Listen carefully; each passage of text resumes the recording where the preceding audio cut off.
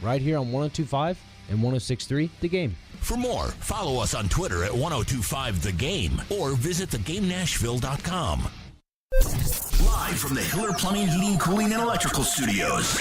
WPRT FM Pegram, WPUC HD2 Laverne. Ross Chastain will be first to finish in the Ally 500 at Nashville Super Speedway.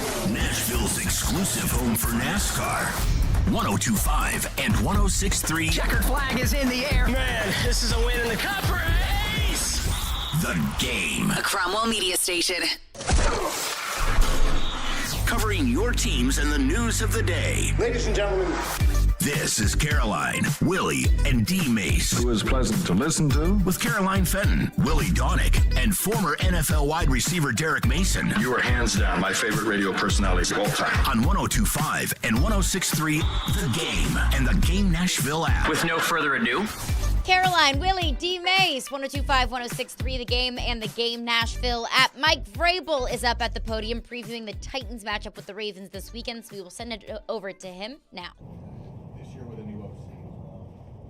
Well, you just see such a calm, confident, relaxed player. I mean, not to say that he's completed every pass that he's thrown, but he doesn't look rushed or hurried in the pocket. I think that he's kind of staying in there a little bit. Even you just look at Pittsburgh, for example.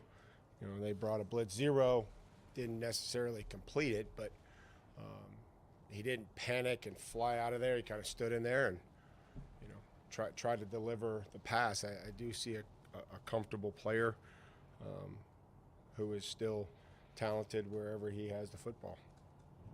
How is Stonehouse doing in terms of hang time? I know that was one of the things that you wanted him to work on through camp. It's been pretty good.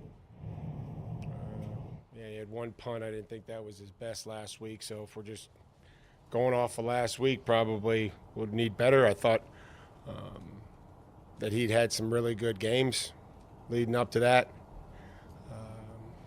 Whether that's mixing in his direction and mixing in his hang time. So, I think we're heading in the right direction there. Hopefully he can keep adding some different kicks to his arsenal. It feels like you should maybe be seeing more in terms of production from Harold at this point, or is it still a process? Yeah, no, I think that, we need to see production from a lot of people. That entire, just making sure that we're getting, production and we're making the plays that we're supposed to make defensively. I think that's the biggest thing that, is going to be important going forward is to make the ones that we're supposed to make, work together when we have something going on, all the things that we've talked about and coached and will continue to coach, but, I'm sure Harold will begin to become productive, and we'll play, all five guys that we take to the game and see who can help us. When it comes to playing overseas, what are some of the biggest challenges of game week for you, your staff, and the team that are different than other weeks? Well, we came in early. Came in on Tuesday just to try to get ahead, knowing that there'd be a travel day. Just more conscious of recovery and hydration and our, travel. Our ops department, our equipment staff, that's a lot for these guys to undertake. They do a fantastic job. Make it easy for the players and the coaches and the video staff and everybody outside of the players and coaches. They've been amazing. So we'll pick up, take our, computers or laptops, try to get some stuff covered on the plane, try to get some rest, and then have everything set up when we get there. Some of the Ravens players, they said the last time they went there, guys were falling asleep in meetings and just having trouble adapting. Do you recall when you guys went, did you have any issues like that? Guys fall asleep in meetings here probably too, so what's the difference with the chime change? I don't recall it being an issue. I don't. We're going to get there. We're going to do some activities, get into meetings. We're going to try to move around here after we get off the plane, do some meetings, get out on the field, and then, give them some time, and then get back up on Saturday and have a normal, what we would hope a normal Saturday. So I don't know what the length of the day let's say if today we were in London, what that would look like. Anything unique about I know you're focused on the game, but anything unique about the game day experience that Sunday at Wembley? Well, I enjoy the fans that have everybody, 32 different, jerseys on, different teams. And so I think that's pretty unique. I think that's cool to see all the teams represented. And hopefully we'll have plenty of fans over there, excited to get over there. But that is something, you'll look over and see, Tom Brady jersey, I'm sure, or, Josh Allen or anybody else around the league. When you look at this Ravens offense, Coach, skill position-wise, you see a little more speed there with this group? Well, Aguilar certainly got the ball downfield. Zay Flowers, pretty much everything that we thought in the, going through the draft process with his speed, his quickness, change of direction, and obviously working Beckham back in there, Bateman one after another. Know how reliable that Andrews is. So there's plenty of options for Lamar. Not to mention, when the quarterback's probably the fastest one of them all. There's plenty of speed. What do you anticipate from Traylon this week? And once he's back, what can he add to the full stable? Well, hopefully he can add, where he was going at points last year before a setback, and this year, being able to move the ball downfield, to be a big player that builds speed, that has some speed down the field, that has good play strength, that can help us down the field. What stands out about their secondary? It seems like they've had a lot of success this year stopping the pass.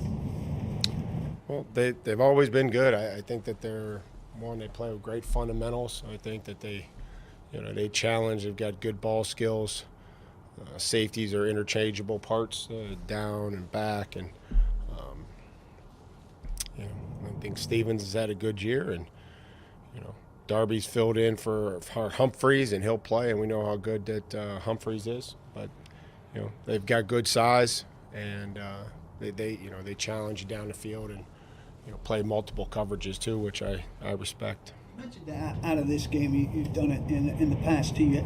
On the red zone trips, you had 4. You got the touchdown, and you had the penalty on the one that led to the 1st and 20. So we ask you about it, and you talk about the 1st and 20. We didn't convert the 4th and 1. Right, but you don't talk about the 2 series that were 1st and 10 like regular series. And then we gained 2 yards, right? We gained 2 yards and didn't convert. We have to be better. So we'll see where we are this week, Paul. I'm not going to recap everything that we didn't do well. Trying to focus on how we're going to try to score against the Ravens, and looking forward to it. I'm asking generally, though, when you guys look back at games, you always seem to really harp on the getting behind the sticks part, and not on the not moving the ball when you're in regular down and distance situations. Well, those are probably what I would call unforced errors, or whether we snapped the ball over the quarterback's head against Cincinnati. So those are unforced errors, or we didn't block a guy. And again, I'm trying to say that there's some really good things to have 8 double-digit drives against good competition. Unfortunately, we have to make sure that we're at our best late in those drives. You're talking about guys needing to make plays that they're supposed to make, I guess. I mean, what's your challenge to players to maybe make the play that maybe extraordinary play? I know you hadn't had a pick since week 1. Your challenge there for tip a ball. We don't tip any balls. Like this is pro football, Jimmy.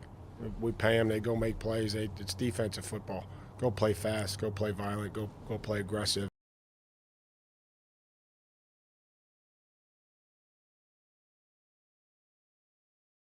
Or had some trouble holding on to the ball lately. Is that something that you hope to be able to start? Sure, I hope. Certainly hope. But we have to go out there and put it to action. We got to knock it off somebody. We got to hit them hard enough to knock the ball loose, tip a pass that hopefully gets intercepted. Have some ball disruption on the receiver. Guys running to the football, bounces up in the air and intercept it. His job. What do you need to see from Nick in terms of getting back in the starting job? What's he need to show you? Is it just working out rough or? Oh, I mean, he's going to have to play pretty well right now. I think Chris is doing a nice job over there. So, you know, Nick will keep working his way in there, but I'm not ready to make that move. I think Chris has been, you know, nice surprise just playing over there. With the tip and ball thing, is there anything you can do in practice to simulate or work on that, or is that just guys being in the right spot? We're going to go 5 minutes of ball disruption and ball security today. It's a part of practice that you guys see. So any other drills that you guys have or you want to recommend, let me know. We'll keep doing them. That's, again, we just can only practice it, emphasize it, have an awareness where the football is and when the front hand comes off the quarterback, you know, I mean, when he takes his front hand off the ball, you know, all the things that we try to coach and, you know, keep working on it. Did you have any conversation individually with Christian about what your expectations are for him going forward?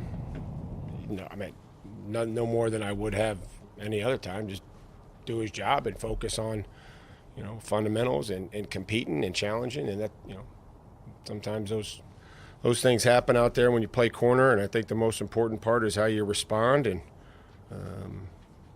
you know, and understand that, you know, they're going to keep coming after you or they're going to keep double moving you until you fix it.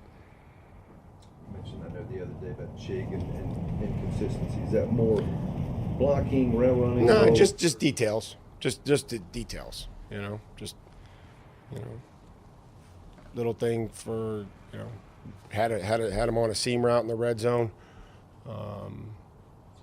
and just late getting off the ball.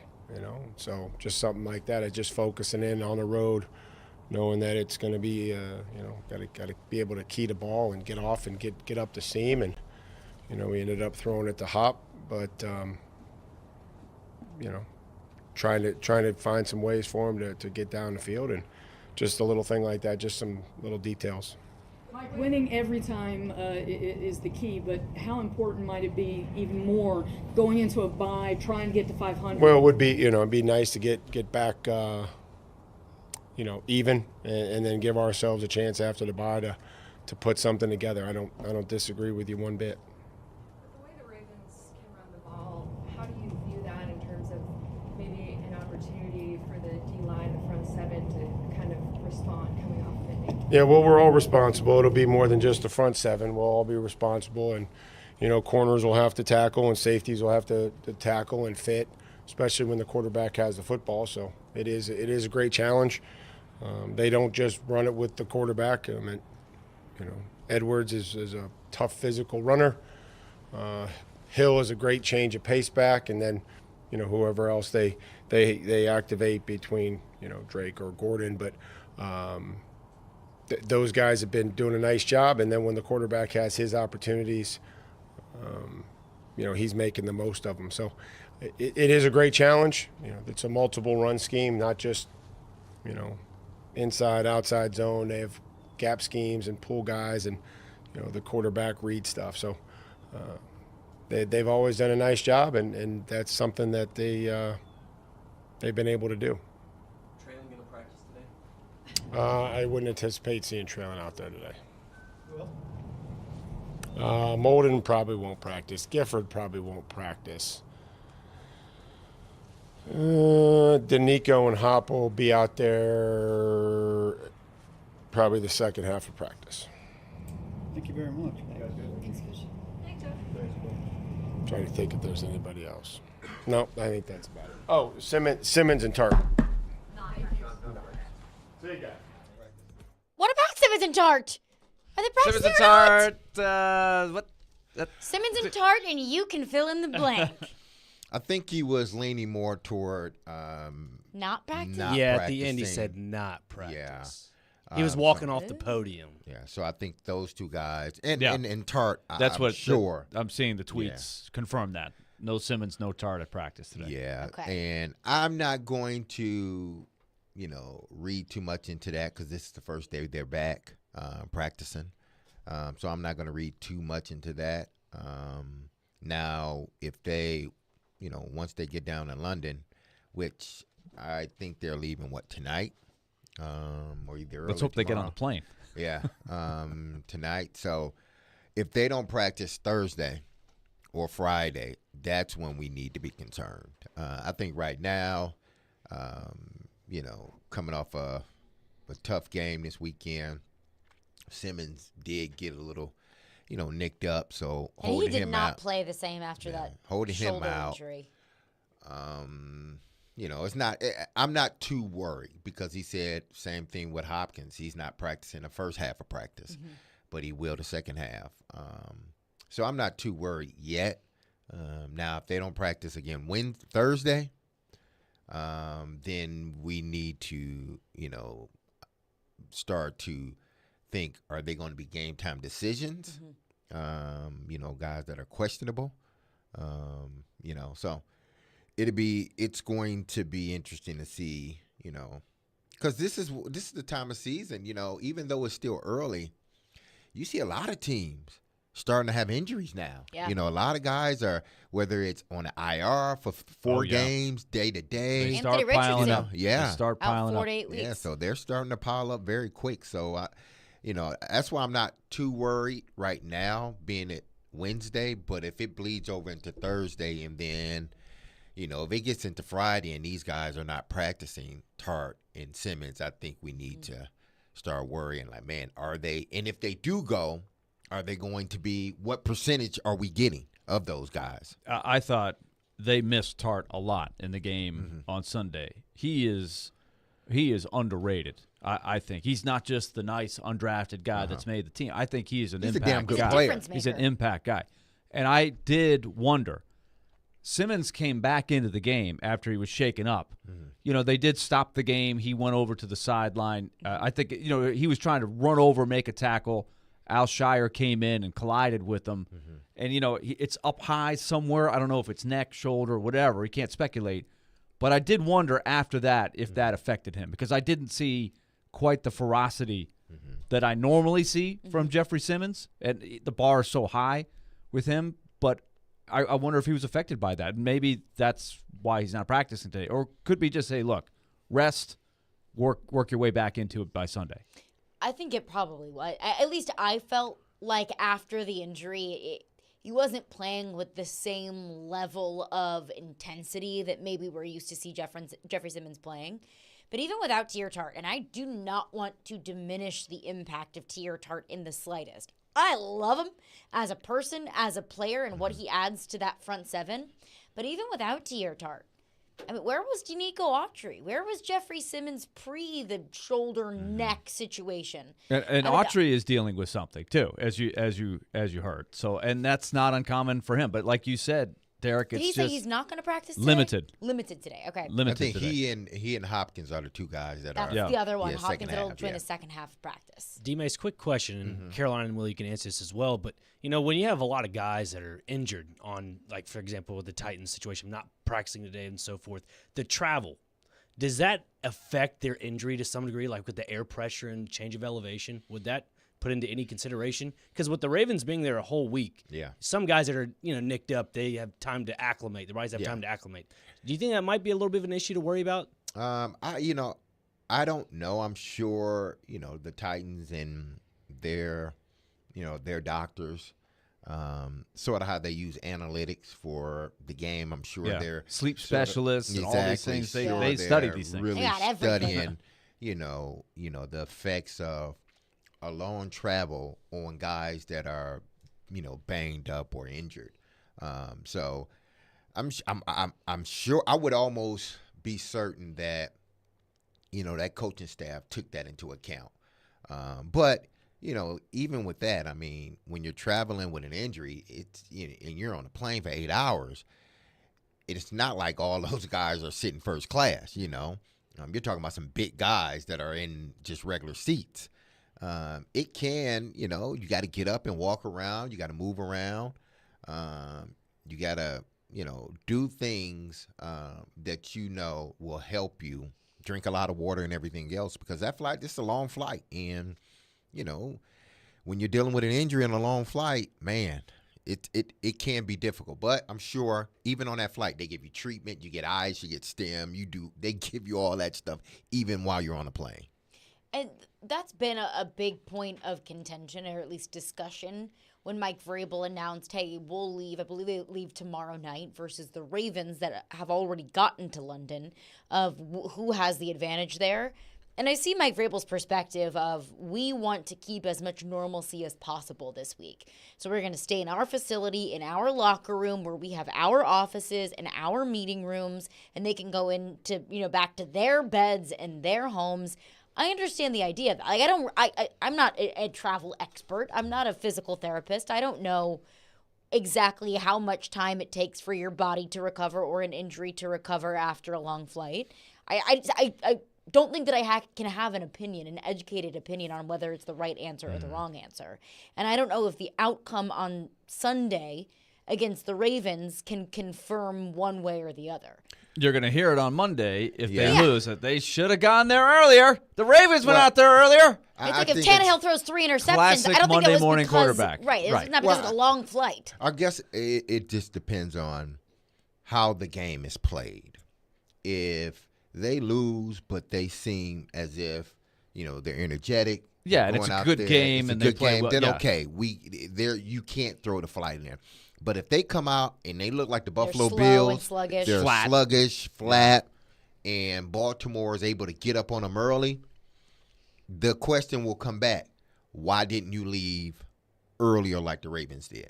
Because obviously, watching on television, it seemed like your team was a little lethargic. Behind. Right. Yeah, behind. And whether it really was because of that or not, it won't stop people from just saying, well, of course. But I'm telling you, even flights, it can affect you. There's no question. From the East Coast to the West Coast when we would play, it still has an effect on your body. The Predators were awful when they came back from Prague last year, and it really derailed the season. And I'm not saying it was because of that, but the fact is they were very lethargic and very off after playing 2 pretty good games over in Prague. And it's not hard to say that might have had something to do with it. Yeah, right, absolutely. Ryan Tannehill's up at the podium, so we will send it over to Ryan Tannehill now. When you get there, hit the ground running, take advantage of your Friday, and then try to get a good night's rest that Friday night once we get there. So then after that, it's handle business as usual. Don't try to look back and see what time it is back in the States. Look at the clock, whatever time it is, that's what it is, and tell yourself that, and just go with it. Have you ever done it? The more trips you took, did you get better at adjusting, or? I don't think that helps. You kind of learn those little tips that I just mentioned, and I don't know if they're tips, but thoughts that I just mentioned. And then, the biggest thing is don't try to compare. For me, it was don't try to compare what time it is back home. You can't think about it that way, otherwise you're going to be in a bad situation. That being said, did it feel awkward, like playing at 9:30, 9 o'clock in the morning? You don't think about it. I didn't. Maybe some guys did, but personally, it's like whatever time the clock said, then that's what time I told myself it was, and tried to go from there. Did you ever go earlier in the week on any of your other trips, or was it always kind of like a Thursday flight? Yeah, it was the same pattern on all the trips that I've been on. Do you have a trick for getting rest on planes? Some people I know can't get comfortable sleeping on planes. How do you figure that out? I actually sleep pretty easily on planes. My wife gets annoyed because, as soon as the engines start up, then it's easy for me to nod off. But it's tough to sleep for that long on a flight. But thankfully they set us up on a good plane with some good seat situations. That's the problem as a pilot, I guess, isn't it? Do what? Yeah, no, that could be an issue. Baltimore's red zone defense best in the league. How much of a challenge did you guys try to get going in there? Yeah, no question. Obviously, tough defense all across the field, but down in the red zone, obviously tops in the league. So, been a emphasis for us this week. No matter who we were going to play, obviously how we finished last week, not finishing those drives down in the red zone. But going against the top team in the league, it's going to be crucial that we execute down there and give ourselves 7s and not 3s. What do you remember about atmosphere game day? I mean, when you play on a true road game, it's probably loud the other way home. You've got the crowd behind you there. Do you remember anything in particular just about what game day experience is like? Yeah, I just remember a fun atmosphere. I remember. Obviously, it's not a deafening, Arrowhead or Seattle type atmosphere, but there's a buzz, there's an energy, there's an excitement. The fans are into it. Seemingly kind of both ways, right? If anybody makes a good play, then they're going to cheer. They're going to get loud at critical points in the game. Whether it's a crucial, 3rd, 4th down or a critical situation. But But yeah, it's a fun atmosphere. There's a buzz in the air, and you definitely enjoy it. Like you said a couple of times that maybe you'd like to see Chig get a little more consistent in terms of details from your standpoint. What does that mean, in terms of the passing game? What would you like to see from him? Yeah, Chig's done some good things for us, and look to build on it. We just have to be, like you said, consistent, and it's not just Chig. It's across the board. Whether it's me or the backs or tight ends or whoever the case may be. Just be consistent in what we're doing. He's a playmaker. He's great with the ball in his hands. So if we can get him in space with the ball in his hands, that's going to be a good thing for us. What could Traylon help layer in if and when he's back? Well, we know what Traylon brings to the table. Obviously he's big, he's fast, he's strong, he's athletic. So hopefully we get him back sooner rather than later. Is there anything you can pinpoint? You and DeAndre have developed a pretty good relationship. 8 catches last week, but still hasn't caught a touchdown yet. Is there anything that you can pinpoint as to why you guys haven't been able to find the end zone with each other? We haven't scored enough touchdowns, period. I think you look at get down the red zone, kicking field goals, and get behind the sticks, hurting ourselves, putting ourselves in long yard situations. We got to score more as an offense as a whole, and of course, DeAndre will be a part of that. With DeAndre, there was a play last week where he ran like a curl route, and you were under low duress in the pocket, and you kind of slid to your right, and he recovered with you and popped in that window. Does that play happen first game of the year, or is that an example of the progress you guys have made, just being on the same page? Yeah, I think no question an example of progress and just building that chemistry, that relationship, and being on the same page. Comes with time, comes with reps, and felt we were in a good spot going into the season, and it's only grown as we've had hundreds of more reps throughout practice and games as well. What would you say is the next step of progress in that relationship? We don't got to do anything totally different. Just keep on the path that we're on. That chemistry is going to continue to grow and build as we move throughout the season and take advantage of those opportunities where maybe it's not exactly drawn up on paper the way that it ends up, but we're able to take advantage of some space and create a play. What's the impression about Chris Hubbard since he's been here? I know Mike made it sound like he's kind of held down that job and we're going to make any kind of change there since. What has he done well, and how's that been for you? Chris is great, man. He's a pro. He comes in, steps right into the role, comes out, competes, does his job day in and day out. Never complains, never has anything negative to say. He's always got a smile on his face, and he's here to work and do his job. So you look at things you want to see from an offensive lineman, an attitude you want to see. He comes in and does his job to the best of his ability, and he works at it each and every day. And I love being able to have him in the huddle with me. Ryan, going into the bye, 3-3 a lot different than the latter. Just how much do you guys kind of emphasize this week in particular, and everything that comes into that challenge, even going overseas, playing Baltimore, going into the bye with a win? Yeah, it's huge. You want to. We want to win a lot more games than we are right now. So that's the onus this week is to finish this week with a win, no matter the circumstances, where we're at, who we're playing. Got to find a way to go win this game on the road, and head into the bye at 3-3, and then we'll go from there. The red zone numbers this year have been a pretty dramatic shift from previous seasons. That's something you guys have done pretty well since you've been here. Where do you feel like it's been different, or where you're falling short from where you maybe were succeeding previously? Yeah, we got to execute. I think we've had some opportunities that we didn't execute. Maybe we've hurt ourselves with some penalties and gotten some long yardage situations, which obviously hurts. And just being efficient. We still got to keep that efficiency. We've been efficient moving the ball down the field and then getting to the red zone and gotten some inefficient plays. So got to keep that efficiency as we move, and then when we get an opportunity to maybe hit a game plan play or shot into the end zone, take advantage of it. It's obviously a business trip, but what do you tell the younger guys who maybe haven't been through this experience about also enjoying it, whether that's going out and seeing a little bit of the city or even just seeing the foreign crowd? Yeah, enjoy the experience, man. I've been over there 3 times, and I still haven't seen any of the touristy landmarks or anything. So this will be the 4th trip, and I probably still won't see them. So, eventually I'll go back and be a tourist and enjoy being in the city. I do enjoy being there, meeting people and getting a different culture and soaking that up. But for me, I'm trying to prepare my mind, my body, and get ready to play a game. So not too much, tourist activities going on. Did I see on Twitter that you're offering 2 tickets to some fan that will I guess at random or whatever? Yeah. Hopefully we can give away a couple tickets to a fan over there if they're wearing Titans gear. So that's the caveat. Got to be supporting the Titans, and hopefully they can come cheer for us on Sunday. You said in the past that you're not a big fan of turf. What do you know about this playing surface? Have you had a chance to reach out to anybody that's played on it, and how do you prepare your body for something you haven't played on before?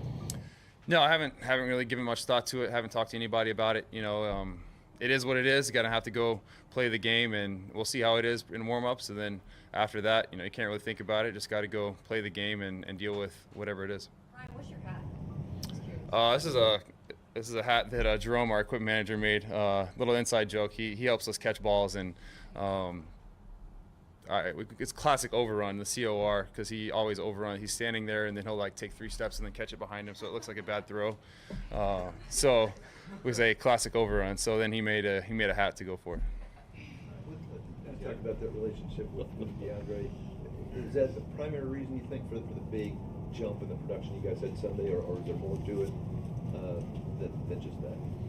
Well, I think it goes into it, but you look at having some time in the pocket. I had some clean pockets, was able to throw from. Even a couple where I was able to hold it for just a half tick longer, like the one he mentioned, where he was able to move. It was a clean pocket initially, ended up getting hit on the throw, but I had that extra half second to be able to let him uncover into the space. So, having that protection is huge, and getting the ball downfield. Had a couple shots down the field to him. So it all works together. All right, thank you. Thank you, Ryan. All right, there you go. That was Titans quarterback Ryan Tannehill. We will react to what we heard from Mike Vrabel and Tannehill coming up next. Caroline, Willy, D-Mase, we are brought to you by Zen Sports. Start earning cash rewards on your bets today. Gambling problem? Call 1-800-889-9789. Terms and conditions apply. Must be 21 or older and in Tennessee to bet. We are Nashville's best sports talk, live and local from 6 a.m. to 6 p.m. When you want the national Hey, I got this. I'll take it from here. Okay, go ahead. Dying to hear this. We have the best national voices that you'll find anywhere. Who was more deserving of being thrown from their game? I'm odd, so I get the odd picks. They have a new coaching staff. It's not a bad scenario for them. We are 102.5 and 106.3 The Game. And 94.9 The Fan. Happy Wednesday. It's hump day for all y'all out there. And listen, there may not be a NFL game tonight, but there is a college football game tonight. So if you're going to make your bets, you need to start doing it on Zen Sports. They're the fastest growing sports book in Tennessee, revolutionizing the way you bet on sports with their cash reward program. When you sign up for Zen Sports with code D-Mason, that's D-M-A-S-O-N, you will earn a welcome bonus that gives you 5% cash back on your total betting volume for your first 15 days of betting. Think about that for a second. 5% cash back on your total play, with no limits to how much you can earn as a cash rebate on your bet. So, what are you waiting for? Stop wasting your time and your money betting on sportsbook to earn credit or points when you could be earning real cash rewards with Zen Sports. Download today on the App Store or at zensports.com. Your wallet and or purse will thank you later. Gambling problems? Call 1-800-889-9789. Terms and conditions apply. Must be 21 years or older to bet here in Tennessee. The Parker Store at 1909 Nolensville Road in Nashville is the Parker Factory Authorized Store for your Parker hydraulic, pneumatic, water, and chemical hose needs. They stock metric tubing and hose connections to 42 millimeters in size, and they'll fabricate while you wait up to 6,000 PSI hydraulic hoses in a 2-inch size. Call the Parker Store at 615-248-8245 for all the Parker requirements you have. The Parker Store, 1909 Nolensville Road. It's time to celebrate this fall and unleash the beast. Monster Brewing proudly presents to you Beast Unleashed. 0 caffeine, 0 sugar, all the adult beverage fun. The Beast is unleashed with great taste, bold familiar flavors, and 6% alcohol. Go wild with Mean Green, White Haze, Peach Perfect, and Scary Berries. Don't fear the Beast. Enjoy Beast Unleashed at your next tailgate or football party. Drink responsibly. Must be 21 and over.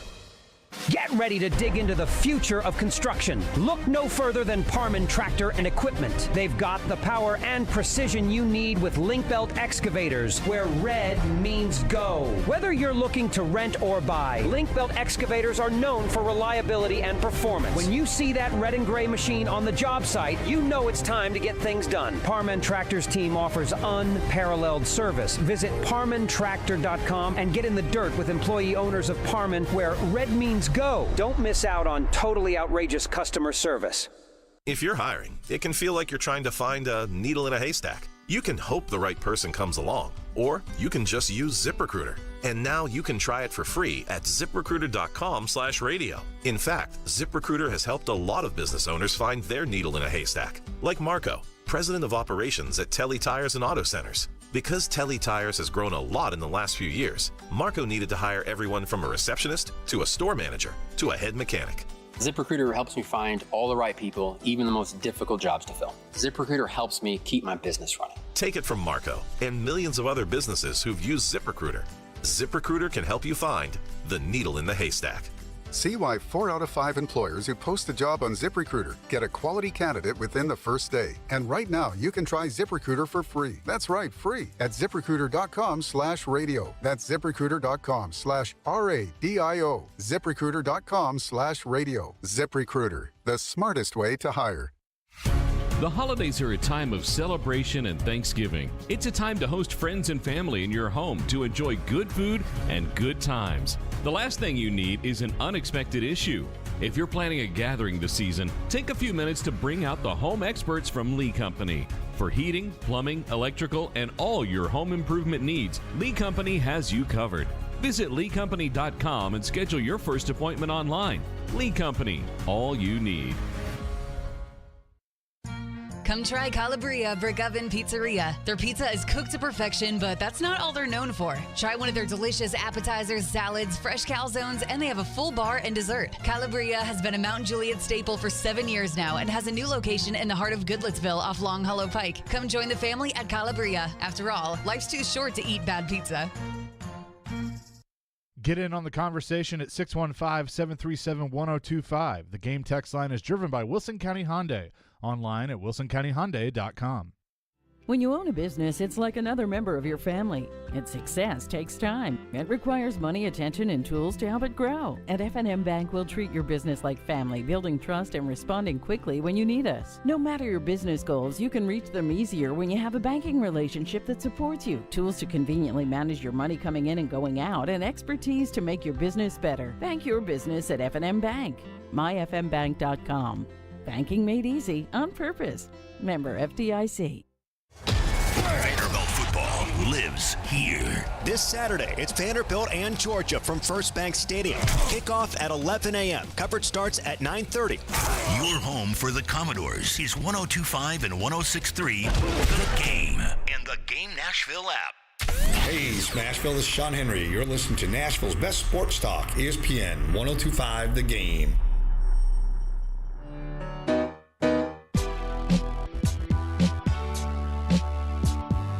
Caroline, Willy, D-Mase, 102.5, 106.3 The Game. Hey, tune into 102.5 and 106.3 The Game this Saturday for our college football game of the week, presented by Twin Peaks, as Vanderbilt takes on Georgia at 11 a.m. with pregame beginning at 9:30 a.m. Take your tailgate to Twin Peaks for scenic views of all the hottest college football games across the country and home of the 29-degree beer. Jonathan Hutton, Hot Mike with Hutton and Withrow, will join us in just about 20 minutes. We'll get his thoughts on what he heard from Vrabel. Also looking ahead to the Titans-Ravens game this weekend. But we just heard from Vrabel and Tannehill at the podium. Anything in particular that stood out from either of those two? I think go ahead, we got to score more touchdowns. Mm-hmm. It was probably the biggest emphasis I heard from both.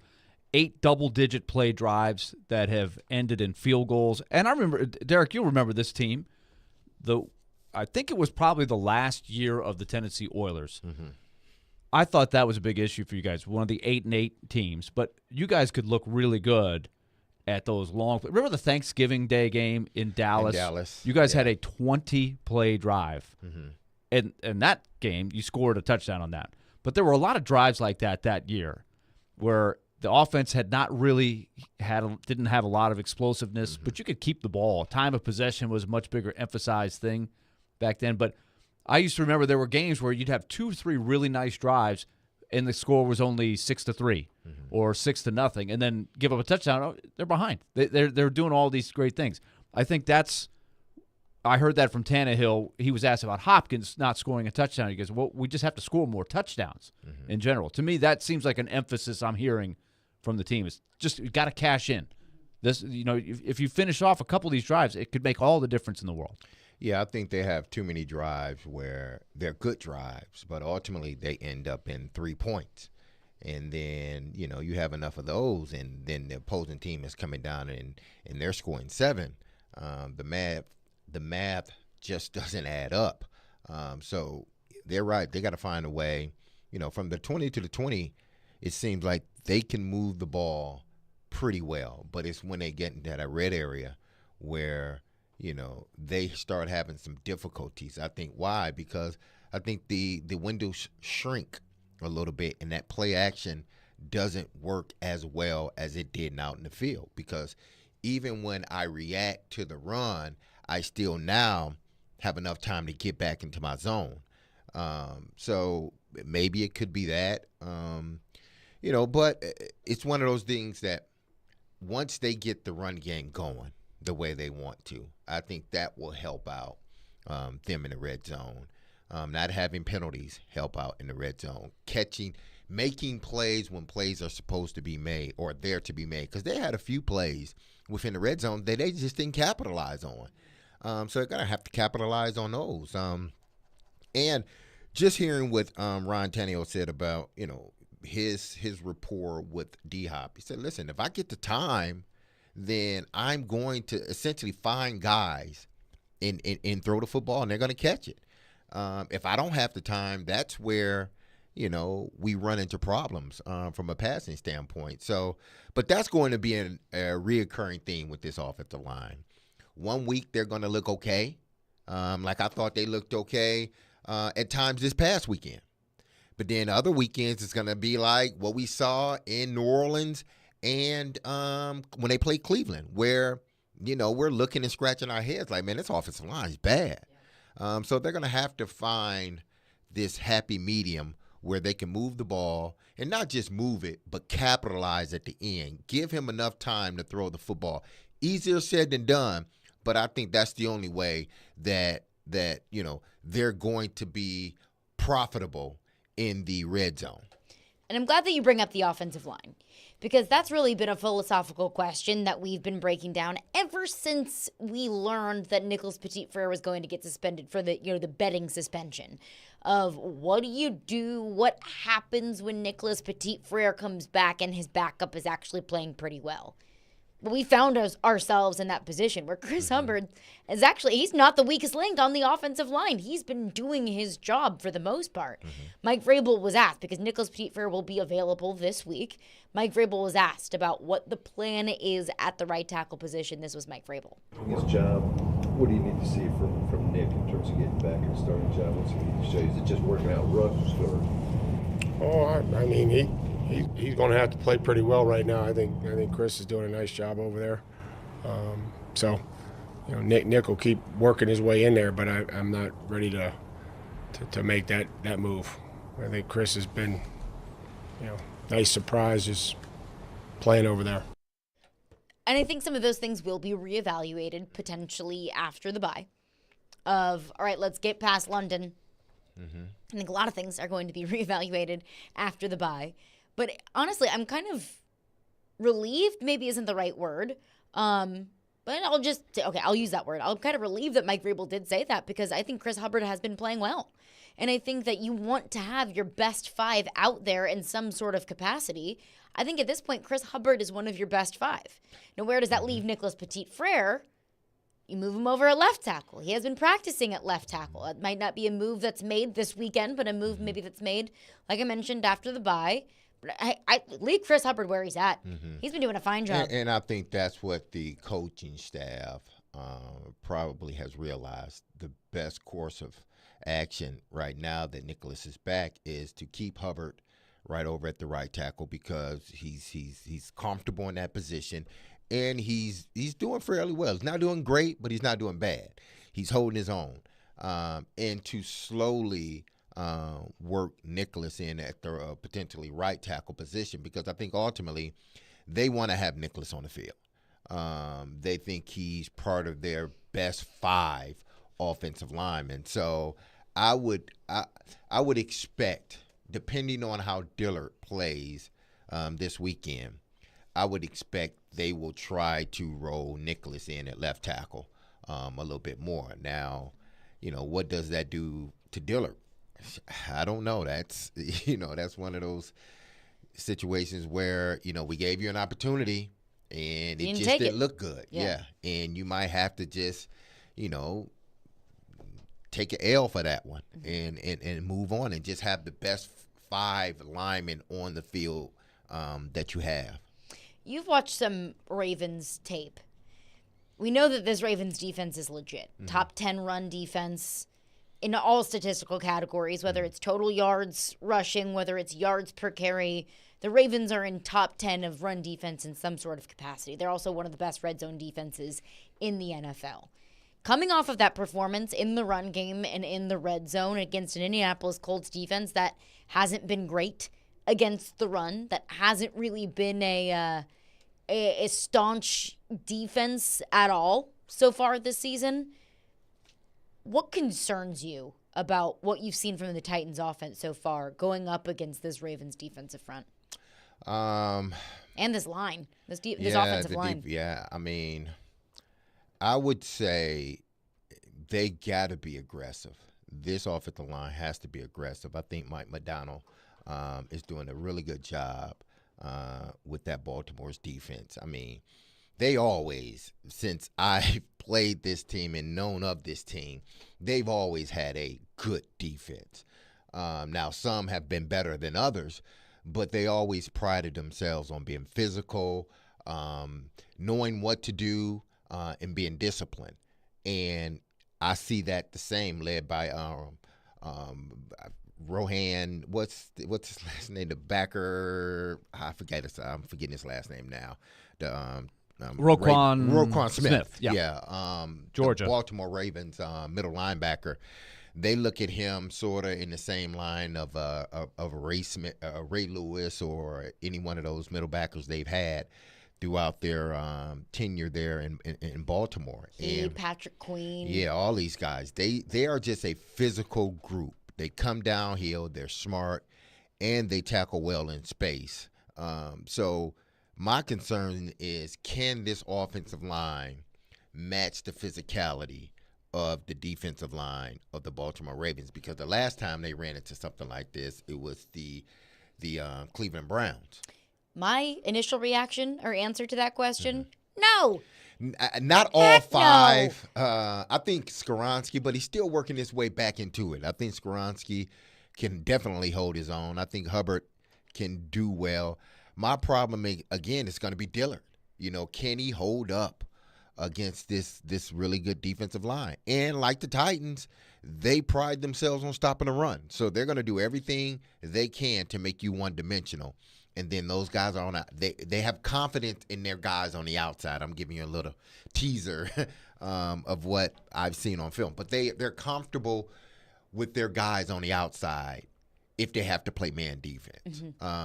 They believe that they got enough guys up front that can get to the passer quick enough before you have time to throw the ball. And then if you want to run it, they feel their line is stout enough to stop you.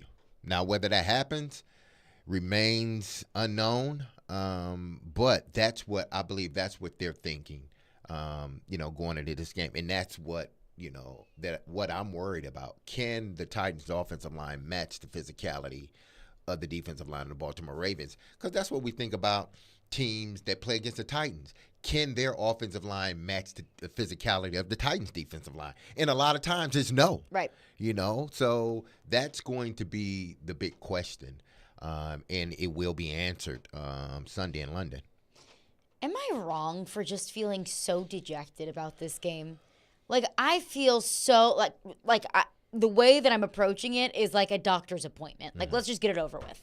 Like, get it over with. I know it's not going to be fun. I know it might be painful.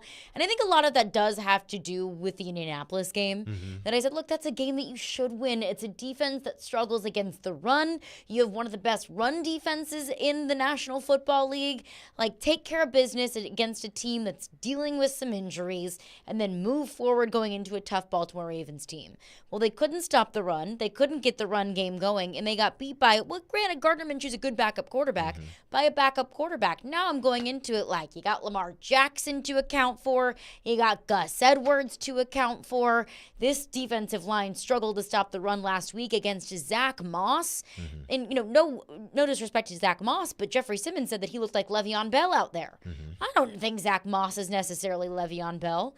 So Well, struggled. he looked like it the other day. Yeah, because he is Le'Veon Bell or because the defensive line allowed him to. So I don't want to be a Debbie Downer about this game, but you're talking about, the physicality that the Ravens have on the defensive line. Yeah, and we saw how this offensive line struggled against the Browns' defensive line. And I know they don't have a Myles Garrett, but still. It's just, do I deep down believe that the Titans can match their physicality? Yes, I do, because this is a game that there are a few games in your career throughout the season that no matter what's going on, you get up for. Now, you get up for all the games, but it means a little bit extra. Yeah. That's when you play Baltimore and when you play Pittsburgh. Those two games, you give it it's a little bit extra juice. You put a little bit of extra hot sauce on that thing. You ain't coming in all soft. So a lot of me deep down want to believe they can, because they know the magnitude of this game. They know the rivalry of this game. It's going to be a physical battle. Whenever you talk about Titans, Ravens, or Titans, Pittsburgh, you talk about the physicality of the game. Well, in this situation, the Titans' offensive line has to match the physicality of the Baltimore Ravens' defensive line. I truly believe they can do it because they know the history. You walk in knowing what you're getting into, so you put on your big boy pants and you roll with it. And if I'm going to get beat up, I'm going to get beat up, doing it a physical way. Can they do it? I think they can. Will they do it? I mean, you couple in what happened last week, a few of the banged up guys they have, and then taking a flight so late, over to London. All of this sort of will contribute to the potential of them not playing the type of game they want to play. But I do believe they'll come out with physicality. Now, if they don't, then it's going to be a long day for the offensive line. And I would probably say the same thing, that I expect them to come out with physicality, because this is a Mike Vrabel coach team, that this team's identity is playing tougher and more physical. But these are the games Vrabel like. But you didn't come out physical and aggressive against Indianapolis in a divisional game after you just beat the Cincinnati Bengals and it wasn't even very close. If you can't get up for that game. Yeah, but you look, what I saw on film of the Indianapolis Colts, and coupled with their injuries, they just wasn't a physical team. I didn't say that they wasn't a good team. They're just not. To me, I didn't see any consistent physicality toughness with that team. Yeah. On film. And maybe the Titans looked at it the same way, and, came out, I don't know, maybe expecting one thing and got another, and then had to adjust. But they know what they're getting. Like, they know. Like, no matter, the philosophy is from both teams, be physical on defense. So they know that. There's no finessing. We're not finessing. We don't have all these bunch of small, fast guys running around. We got some real lions out there. So on both defensive lines. So as an offense, you got to come out like a lion too. Right. You can't match a lion with a bobcat. You can't do it. With a kitty cat. Yeah, you can't do it. You got to match a lion with the lion, or you better bring in a rhino or something that can kind of plow its way through. Or an elephant. So to me, it's just, if they're able to match that physicality, which I truly believe they can, then that gives them a better opportunity of winning this game. But if it shows very early that they're not matching that physicality, it's going to be a long day. And I would agree. On both sides, on either side. Right. And I would say I would agree with you on probably 364 days of the year, except the day that they didn't show up with physicality against a team that they should have out-physicaled, and they actually got out-physicaled by. I don't want to put too much investment into one game. Because I looked at the Browns game and I said, look, you got the best defensive line in football. Should you have played better? Yes. Should you have protected the quarterback better? Yes. But it was early in the season. It's a great defensive line. I can move past it. I just cannot quite move past that Indianapolis game because it's a divisional game on the road. They were banged up, and they beat you at your own game. Yeah, basically. One texter texts in, our phone lines are driven by WilsonCountyHyundai.com, says, so bet your life savings on the Ravens is what I'm hearing.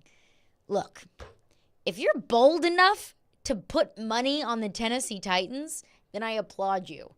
But this team is the most unpredictable team I have really ever seen.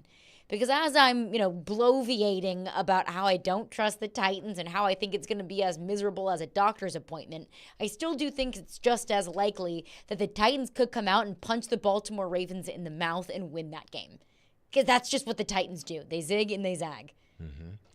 Well, it would be a good week for them to zag.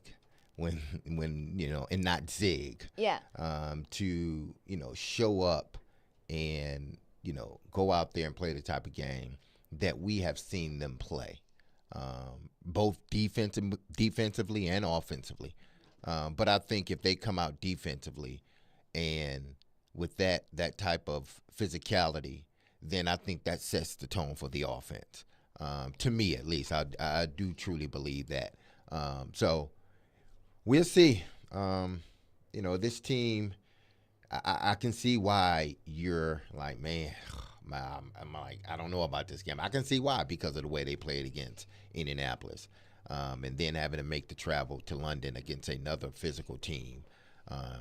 But these are the games that we talk about. And somehow, some way, Vrabel figures it out, and they end up winning, And we come back and we say, well, the pendulum is back this way. The world is not ending. The roller coaster is up now. I'm up for another swing of the pendulum. I think swing on back. Swing it on back. Exactly, yeah. It's better to come back than it is to keep swinging the other way. Exactly. But I'm concerned, though. I am concerned about this matchup. The Ravens scare me. But the Ravens really are struggling. Don't you think? I mean, I see a team that's really struggling. They're struggling with more than I thought. And injuries. They're catching the injuries, but they're struggling. And they got some of their offensive linemen back last week that they were missing. I believe their guard was out a week ago or 2 weeks ago. I think their tackle got hurt as well. But I think everybody's back, healthy, and ready to go. So, but listen. The Ravens' problem is they can't catch the football. Zay Flowers could not catch a Colt. Yeah, even Andrews. He dropped a touchdown that was right in his hand. He dropped a third down that was right in his hand. So they're having some of the same problems that the Tennessee Titans are having. There was one play in particular where Lamar is running for his life, which is one of the things that he does best, that he can continue to make plays even when he's on the run. So he's escaping pressure, runs around, finds an open hole on the left side of the field, hits Zay Flowers with a beautiful ball right in his hands. And Zay Flowers, it just goes right through his hands. Right through his hand. Like, what in the world? How does that happen? 615-737-1025 is our phone number. Jonathan Hutton, Hot Mike with Hutton Wither, will join us coming up next. A little bit of a temperature check for Jonathan Hutton coming up next. Caroline, Willy, D-Mase, 1025-1063 The Game. Green right, box 2, run, double catch. He takes you inside the huddle through the eyes of a quarterback. Wide 85, tight. Catch ESPN NFL analyst Tim Hasselbeck every Tuesday at noon as he breaks down the big stories in the NFL. Buffalo, maybe Miami. And with the Tennessee Titans. The Titans might be like, we're interested in a 1-year, $1 million contract. Tim Hasselbeck is on Caroline, Willy, and D-Mase on 102.5 and 106.3 The Game and the Game Nashville app. ElectronicExpress.com. We make it happen. There are ordinary hotels, and there's the Four Seasons. There are ordinary cars, and there's the Rolls-Royce. There are ordinary handbags, and there's Gucci. There are ordinary engagement rings, and there's Genesis. A Genesis diamond ring is unlike any other. Artistic, innovative design, handcrafted precision, exceptional detail and quality. This is why people who work at other jewelers come to Genesis for their rings. A Genesis ring is considered the gold standard in bridal, with no compromises, no cut corners, nothing short of perfection.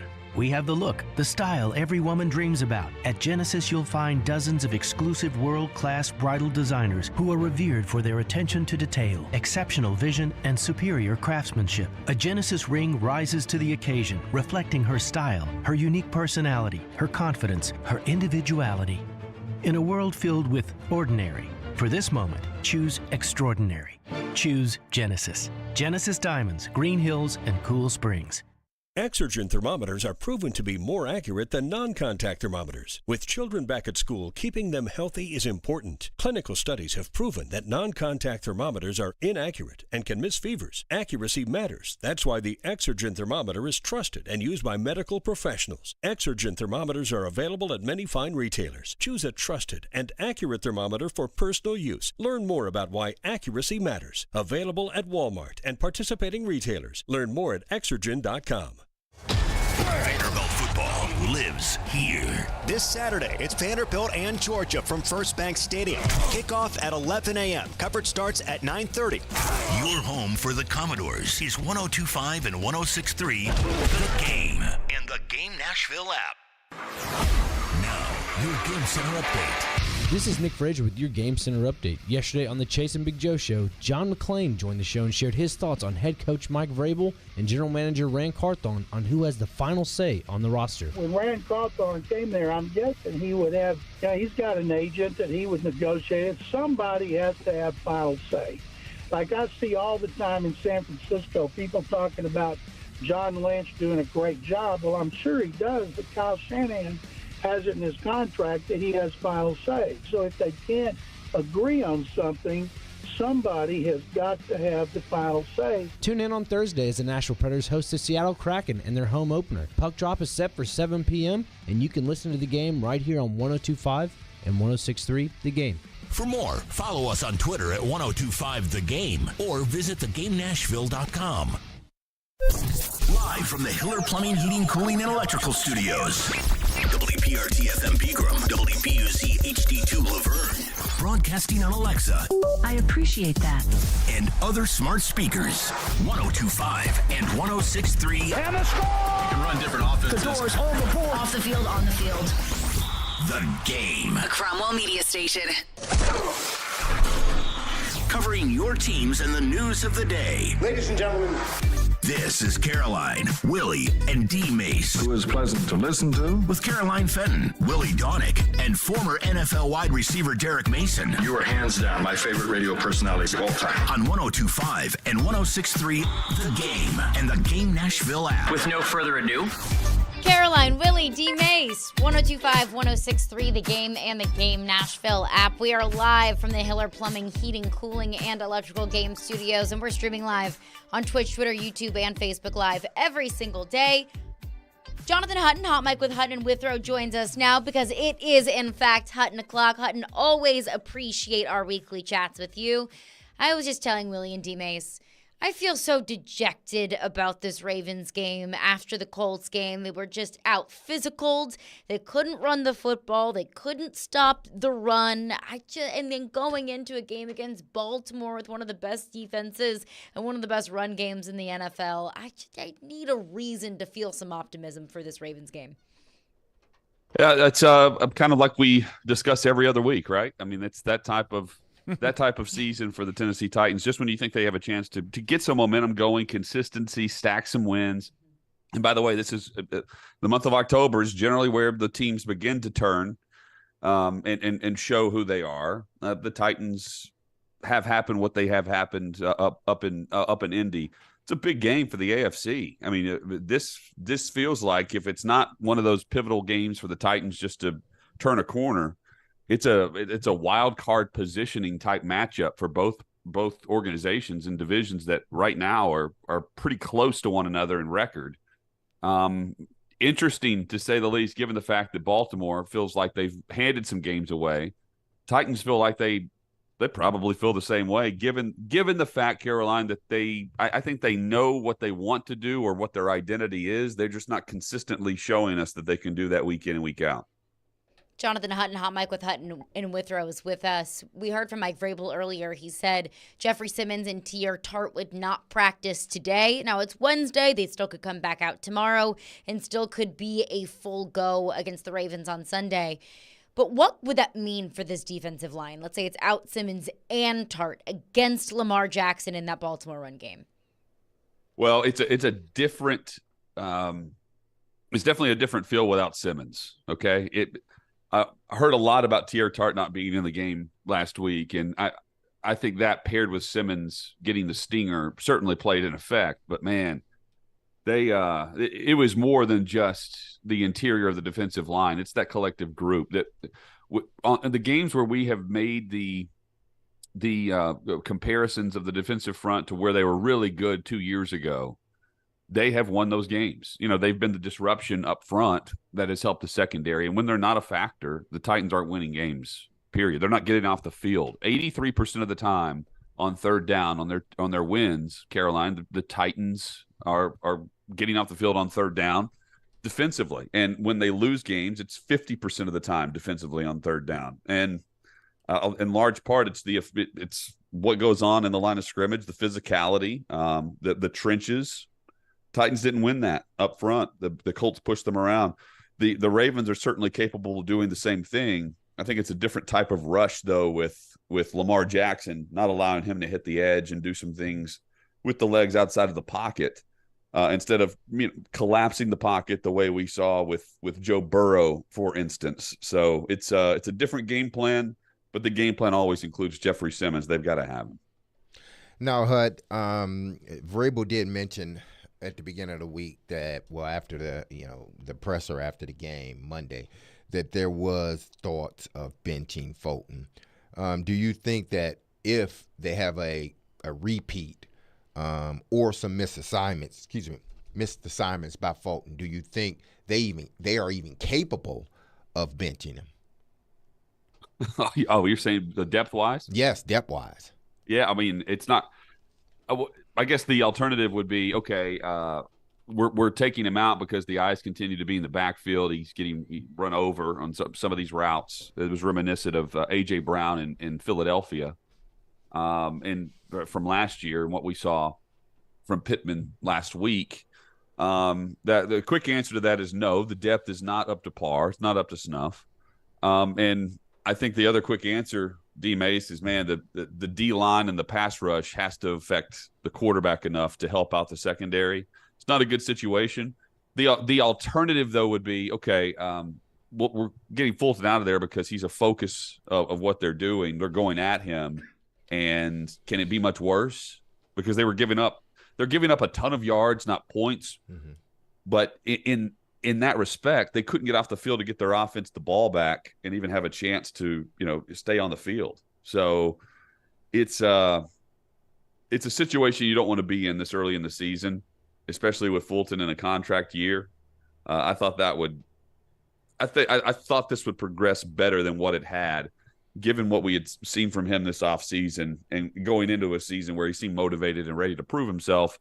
It's more of the same, and that's the frustrating part. And even more frustrating has to be the fact that, well, while we consider internally the sentiment might be, well, while we consider sitting him down, well, we don't have anyone that's really going to take his spot long term. In regards to the O-line, now we've discussed, now that Nicholas is back, that there's a potential of Nicholas being inserted somewhere on that offensive line. Judging by what Vrabel said, Hubbard's doing his job on the right side. I don't expect them to do anything this week, considering, it's they're traveling overseas, and it may not be the best thing right now. But do you think after the break, depending on how Dillard plays against the Ravens, that we could see Nicholas at left tackle? I think it's a possibility, yes. I think he's next man up at either of those spots. I agree. I don't think they want to flip the apple cart on a short week or a shortened week due to travel at the right tackle position. He has played left tackle at Ohio State, And, I once again, the offensive line coming off of how bad things looked in Indy didn't seem to be the main issue. And they can always improve. I think they do want to find a way to get NPF on the field, but they're not just going to insert him back to the lineup at right tackle just for the sake of, well, that was his spot. I think Hubbard's been fine. Now they need to see where they can address the O-line the best, given the fact that they've had some struggles at left tackle with Dillard, but they also don't want to just throw him right back in without getting some practices underneath him, meaning NPF at left tackle, if they're going to work him there more so than not. So I think right now, if one guy were to go down, it's NPF that's next man up at either spot. And I think it's a big evaluation game for Dillard. Yes, I do. And a big game for a lot of those Titans up front. Jonathan Hutton's with us. All right, Hut, I'm going to give you an Albert Breer line that caught my attention, has had me thinking all week long. With the collapse of the Patriots, I asked this to Tim Hasselbeck yesterday. He said Albert Breer's assessment, being sort of a New England-based guy who's a league writer, but he said the Bill Belichick formula was to have what he called a middle-class roster with the greatest quarterback of all time, right? And so the greatest quarterback of all time elevates the middle-class roster into a championship team. He said now that you don't have that, it's becoming evident that the middle-class roster that Bill Belichick is still building every year is not good enough. I think about that a little bit with the Titans.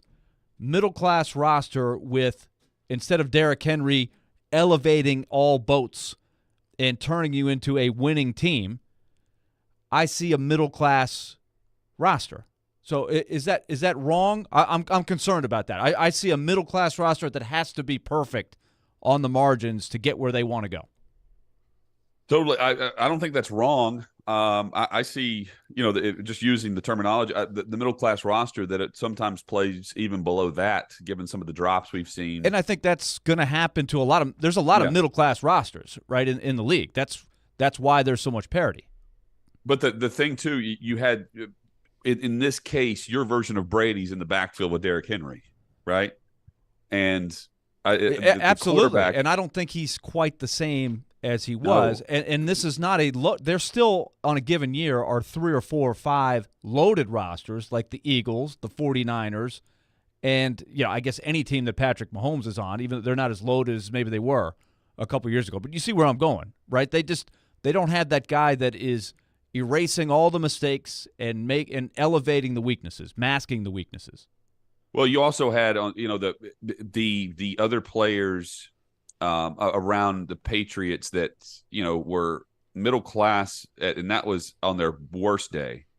And then they had the Edelmans and others that would step up, and you were just gamers with the biggest plays and the biggest moments. Sure, they were going to drop the pass. McCourty, guys that he relied on that were there year in, year out, that were not superstars, but just good, solid role players. Bruschi, Vrabel, guys like that. The defense on the other side was always consistent. Yeah, it wasn't one game on, one game off. It wasn't. The Patriots could put up 40 points in a game and do that throwing the football. They could then the very next week flip the script and do that running the football. They could run it 40 times and put up that many points, depending on what they needed to do week to week. This Titans offense cannot do that, even with the same type of build. And again, a lot of that is just there's 2 or 3 elite quarterbacks in any given season, and the Patriots had that. That's for sure. And the other thing, they even won games whenever Brady was out, and I think that's also part of the culture and the mentality of what you're building, knowing what you're doing, and who you are. And I think in large part the Titans roster, and just trying to compare the two analogy, the Titans roster is still trying to figure out the footing of we know the Titans way, quote unquote. Can they actually win in the trenches week in and week out? Even if you're playing the elite offensive lines, this Titans defensive front was known for going up against that group and holding its own. And then vice versa. The O-line against the best defensive fronts, they're still going to run the football. And if you're not going to run the football, you're going to stay on the field at a lot higher rate, much higher rate. And maybe the most important point, if pass rosters and teams are going to reach the red zone, the Titans are coming away with points in the end zone, not through the uprights, and that's what they're not doing. They're not scoring the football. They have to be good in the 7. red zone. There's no question about it. They've got to finish these long drives with touchdowns. All right, so we have our other huge debate, Hut, this week is Derek and I are looking at the numbers. We're putting it with our eye test. And our assessment is, I'm pulling Derek in as a united front. He may disagree with me on some of this stuff, but I just think it's time for Tajay Spears to have a higher percentage of the carries, not more than Derrick Henry, but a higher percentage of the carries that they are using right now because his numbers are clearly better. And Derrick Henry is certainly capable still, as we saw against Cincinnati, of having a great game. But where do you sit on that? Because this offense needs some explosiveness, and Spears has got some of that. I want to see a higher percentage of touches. It doesn't necessarily have to be carries for him. They do lack explosiveness. Look, they have 17 red zone drives. That's tied for 11th, and 6 red zone touchdowns. And they on first down, Willie, 887 yards on first down. That's 5th in the NFL, but they're dead last on downs, 2nd, 3rd, and 4th down. Dead last with just under 600 yards of total offense. They have to get the ball into the hands of the skill players that at least pose the threat of the speed, the agility, the quick twitch. I would put all of that in the backfield with what they've added this offseason through the draft. So with that in mind, yeah, I'm totally fine with it, especially on a week where Burks isn't in the game, and Chigakonkwo, at least in remaining to this point, has 22 targets. I mean, it's just on the season, it's just a non-factor right now. And he drops another pass this past Sunday. I would just put it in the hands of the identity of the team, and that's got to be Henry. But I'm with you out of the backfield. If you're going to improve the pass game by adding a running back, I would up the percentage of touches while still trying to force the issue with Henry, because, again, I think that's the best way and the best path to victory for this offense currently off of play action.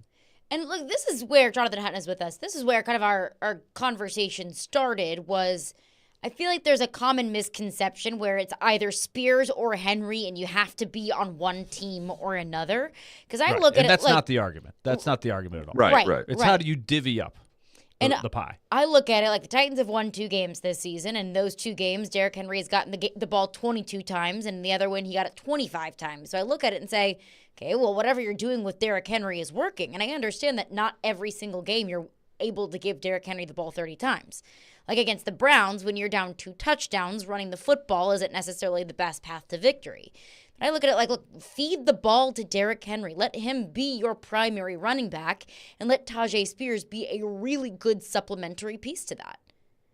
Well, the supplementary piece that I think can grow as the season progresses. Like this offense has to expand in some areas that it does well. They do really, really well in play action. They do, but they have to be in certain downs and get in certain positions where they're able to use that. Tannehill is 2nd in play action yards. He's 5th in play action pass attempts.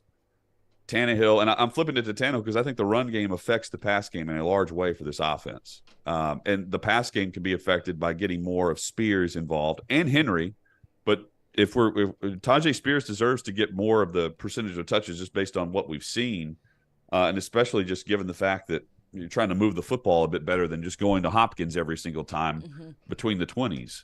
Yeah, I mean, we did see the red zone 19-yard score for Spears this past week. So I'm all for seeing the football in his hands.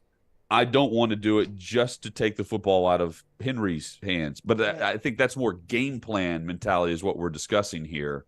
And the game plan should be, where are the threats offensively? There are possession guys. There's Hopkins, there's Henry, and Spears has to be a threat. He's got to be one of their outlets that can move the sticks in a down and distance where you're not really expecting it, where the punter's getting warmed up. That has to be more of a focus moving forward, especially given the fact that they're sitting where they are at a very back-and-forth rate playing ping-pong on the win-loss record. Titans sitting at 2-3 on the season, and Hutton 4 of those games. I cannot say that Ryan Tannehill has been the problem, but for some reason, I still hear so many Titans fans, complaining about Tannehill and saying that Tannehill is the problem. Where are you at with Ryan Tannehill right now and his contributions to this team? I'm fine with Ryan Tannehill right now. The offense was okay. The offense was okay this past week. Good. They weren't great, but I like the way they moved the football. The defense just could not get off the field. And when they got in the red zone, they've got to get touchdowns, period.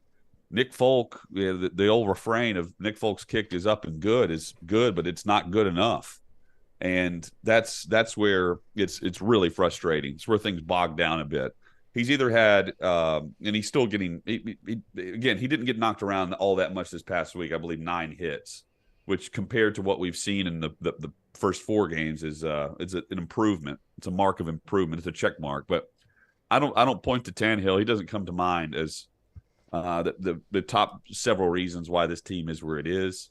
You can go back to week 1 and say yes, but since then, no issues. And while there are plenty of issues as for consistency, Tannehill to me is further down that list than probably where a lot of fans have him, just because it's the position everyone watches, right? And it's what we forget to look at are the drop passes, the unforced errors that come with penalties or callbacks that would have resulted in first down yardage based on a catch and throw that Tannehill has made. I'm totally fine seeing what we've seen. And by the way, like that's them doing the offense that they've been doing in past years. It's just this year, going back to Willy's point about Breer making that comparison with the Patriots, I don't think they don't know when they get off the bus week to week if it's going to be consistent or not. And in the past, they felt pretty good about the fact that they were getting off the bus with the offensive line and the run game ready to show up. And then after that, it was up to Tannehill and the receivers to play off of that. Right now, they don't have a way to jumpstart it. And unless they have the engine running to start the game, it doesn't seem like it really gets going. Last one from me, Hutton. What'd you make of Christian Fulton essentially calling out the refs, blaming the refs for his 2 PI calls on Sunday? Yeah, I mean, whatever. Be better. This is a league that is set up for the defense to fail. I mean, it's the rules are lopsided in the favor of the offense anyway. The plays I saw, you've got to get turned around, you've got to make a play on the ball, or just not get steamrolled while you get locked up on a route and your eyes are peeking in the backfield.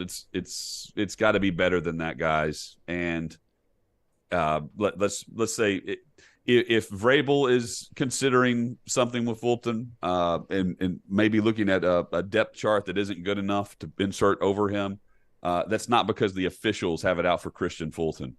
Christian Fulton's trying to come up with an excuse, and look, it's human nature to do something like that, but it feels a bit like, and Adoree never blamed the refs, but Adoree had the yips when it came to punt return, and I think there's something to be said about the mental aspect of the game on the outside at that corner spot on an island, and Fulton may have a bit of those right now, just because we're seeing it game in and game out, where it's not nearly as good as it should be given the investment made. Yeah, how about you just do your job, and then maybe we don't have to bring up the referees. It's a tough job. Yeah, hey, it is. I'm not making excuses for the guy, because there are plenty of players across the league that aren't blaming the refs. But the quarterback position is extremely difficult to begin with, and they made it even more strenuous given the rules. And yeah, Fulton's got to play within that, and the Titans chose to have him be that guy. So he's got to play through it. Vrabel doesn't comment much on the officials. Fulton should be doing it either. Jonathan Hutton, Hot Mic with Hutton and Withrow. Hutton, appreciate you as always. We'll chat next week. Always enjoy this, guys. You guys have a great rest of the week. Awesome. Thanks, Hutton. You too. Jonathan Hutton, Hot Mic with Hutton, and show that comes after.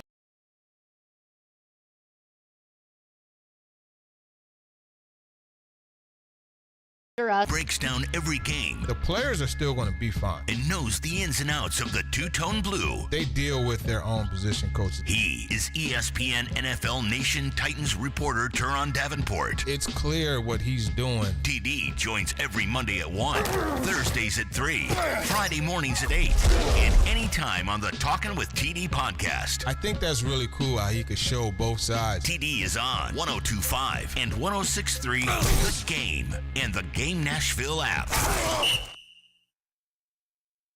It's football season, and with a game every week, there's no better time to make the switch to Zen Sports. When you sign up to Zen Sports with code D-Mason, that's D-M-A-S-O-N, you will earn a welcome bonus that gives you 5% cash back on your total betting volume for your first 15 days of betting. Download today on the App Store or at zensports.com. Gambling problems, call 1-800-889-9789. Terms and conditions apply. Must be 21 years or older to bet here in Tennessee. Let's talk Loan Pronto. As I've been telling you, the Dream Home Bridge Loan has been helping a lot of people make the offer for their dream home or investment property that they've been looking for a long, long time. Because the dilemma you get into sometimes can be pretty legit. Hey, I don't have enough money to make the down payment until my current home sells. Well, that's where the Dream Home Bridge Loan from Loan Pronto can really help you, because just in a matter of days, you can tap into your home's equity and you get the cash you need. So you make the good offer, clean offer on that new home, and then when the house sells, your current house, the bridge loan completely disappears. So don't put off the dream. Let Loan Pronto help you leverage your equity so you can get the cash to make a solid, clean offer. It's pretty simple stuff. Call Loan Pronto right now. 615-499-5780. That's 615-499-5780, or go to loanpronto.com and ask about that Dream Home Bridge Loan. Equal housing lender. NMLS 166-1781. Subject to lender approval. NMLSconsumeraccess.org. Attention all fire protection, commercial plumbing, and HVAC experts. Jarrett Companies are looking for experienced field technicians like you. Tired of working for your large corporate employer? Work for a company where you're more than just a number. Jarrett's Fire Protection, commercial plumbing, and HVAC divisions are owned and operated by Nashville natives who want you to grow with their amazing team. Hi, I'm Jason Jarrett, owner of Jarrett Companies. I'm looking to hire experienced experts and will offer a sign-on bonus of up to $5,000 for certified professionals. In addition to our great benefits that include a 401k match, PTO, and top pay with annual bonuses, we'll also provide you with top-of-the-line tools, trucks, and equipment that you need to grow your career. Our customer base is large and our business is booming with many opportunities for advancement. Give us a call or go online to JarrettCompaniesInc.com and apply today to become a member of our family and protect our community. That's JARRETT CompaniesInc.com. Jarrett Companies, where we are above and beyond industry standards. Hey home buyers, TJ Anderson here. Are you looking for a luxury home on over an acre, 7 bedrooms, 9 bathrooms, and close to 7,000 square feet? 6551 Brownlee Drive in Nashville's Westmead neighborhood offers that and a 4th car garage, all by an award-winning builder. Text the number 1 to 615-420-2377 for pricing and info. Want your home listing to be seen and heard by home buyers? Google TJ Anderson Homes and see why we are referred by clients so often. TJ Anderson Homes at Benchmark Realty, office number 615-432-2919. Blue Raider fans, your home for all the MTSU football and men's basketball action is on 93.3 Classic Hits and 95.1 Classic Hits in the borough. Catch the action all season long with Chip Walters on the call. Go Blue Raiders! The Nashville Area Chamber of Commerce invites you to join us for a sneak peek at the latest artificial intelligence and machine learning advancements at Annual Celebration 2023. Collaboration in the Age of AI, presented by PNC Bank and Tanger Outlets at Renaissance Hotel, Nashville from 7:30 to 9:30 a.m. Tuesday, October 24th. Network, participate in interactive demonstrations, and hear thought-provoking discussion about the future of work in the Nashville region with speakers like Sam Davidson, Dr. Robbie Melton, Brad Smith, and more. Don't miss this event. Get tickets now at celebrate.nashvillechamber.com.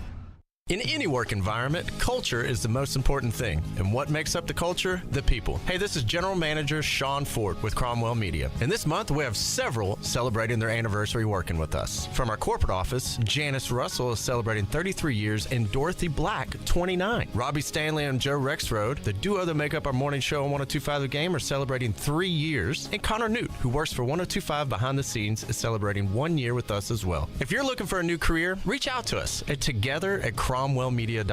Love what you do, love where you work. Vanderbilt football lives here. This Saturday, it's Vanderbilt and Georgia from First Bank Stadium. Kickoff at 11 a.m. Coverage starts at 9:30. Your home for the Commodores is 102.5 and 106.3 The Game and the Game Nashville app.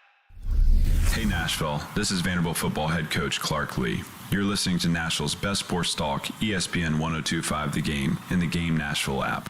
Our morning show and our afternoon shows have lost their freaking minds. All right, so we've lost our minds, according to Jared Stillman. Well, you were excused from the conversation. He excused you. I was not the one saying that Tajay Spears is more explosive than Derrick Henry. I was saying, hey, give the ball to Derrick Henry, because when you give him the ball, you win football games. And this is not a Tajay versus Derrick conversation. I'm tired of that. I'm done with that. I've seen it in our text lines. I've seen it on Twitter of you're either Team Tajay or Team Derrick. And I think that's silly. I think that's dumb. But we were talking yesterday about the healthy balance between Tajay Spears and Derrick Henry. In a quick summary, would you like to summarize your feelings, Willy and Derrick? Well, I think I've been looking at a lot of numbers. I've been matching it up with my eye test. I see an offense that really needs explosiveness and somebody who can get you some cheap yards. I see an offense that is averaging 17.6 points per game. It is 2-3. And I look at the numbers and I say to myself, Tajay Spears needs to get the ball more. And I'll go through the numbers in a moment. You just said, give the ball to Derrick Henry and you win. He has gotten the 5th most carries of anybody in the league. And they're 2-3. He's averaging 3.8 yards a carry. He's still capable. But I think it's time to get the ball to Tajay Spears more often. And that does not mean, as Jared was trying to imply, that we're putting Derrick Henry out to pasture. Paw out to pasture. He exaggerated to make his point. And look, if you cut through all of the exaggerations that he's known for, his point is that Derrick Henry still sets things up. Everything goes through Derrick Henry. And on that, I still agree with him on that. And he made the point where Tajay Spears, one of his best runs, was set up by they're having the action go towards Derrick Henry. Fake it to They Derrick. reverse it back to Spears, and he goes and scores. Fair point, for sure.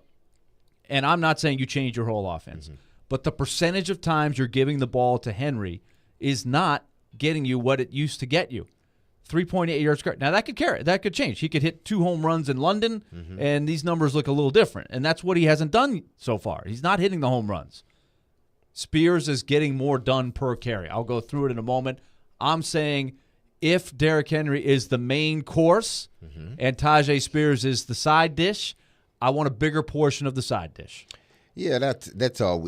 Two things can live in the same space. Derrick Henry getting his touches and Tajay Spears being more of a focal point of the offense or being more a part of the offense, whether it be running the football or passing the football. He said, well, when Derrick Henry gets the football, the Titans win. When he doesn't, they lose. Not necessarily. You got to look deep dive. If the Titans capitalize on plays that are wide open and are winning late in the game, and they're winning late in the game, he gets 5-7 extra carries late in the game. If the Titans complete 2 passes in the New Orleans Saints game, we're not talking about Derrick Henry should have got the ball more because he had 15 carries. Now, he probably end up having 20 touches, but he had 15 carries. But if they complete one of those big plays, they win. And we're not talking about And maybe if you don't turn the ball over, exactly, just 3 times, yeah, you turn it over one twice. fewer time, yeah, it could you be a win the different game. story. You can win the game. So, yes, Derek being a part of the offense, he must remain a part of the offense. He's their guy that it starts with him, and we want to end the game with him. But in the middle of all that, you need a Tajay Spears. You need him. I don't know why this sort of thought that, if Tajay gets it, then Derek can't, and it's taking shine away from Derek. I just want to win football games. So if this young kid is explosive and he gives us another dimension, why not use it? Why not? Because and I told Willie this before the show, or was it during the show? One of the breaks. I said that I would probably guarantee you that you can use Tajay Spears. I'm not saying he's this guy. He's not.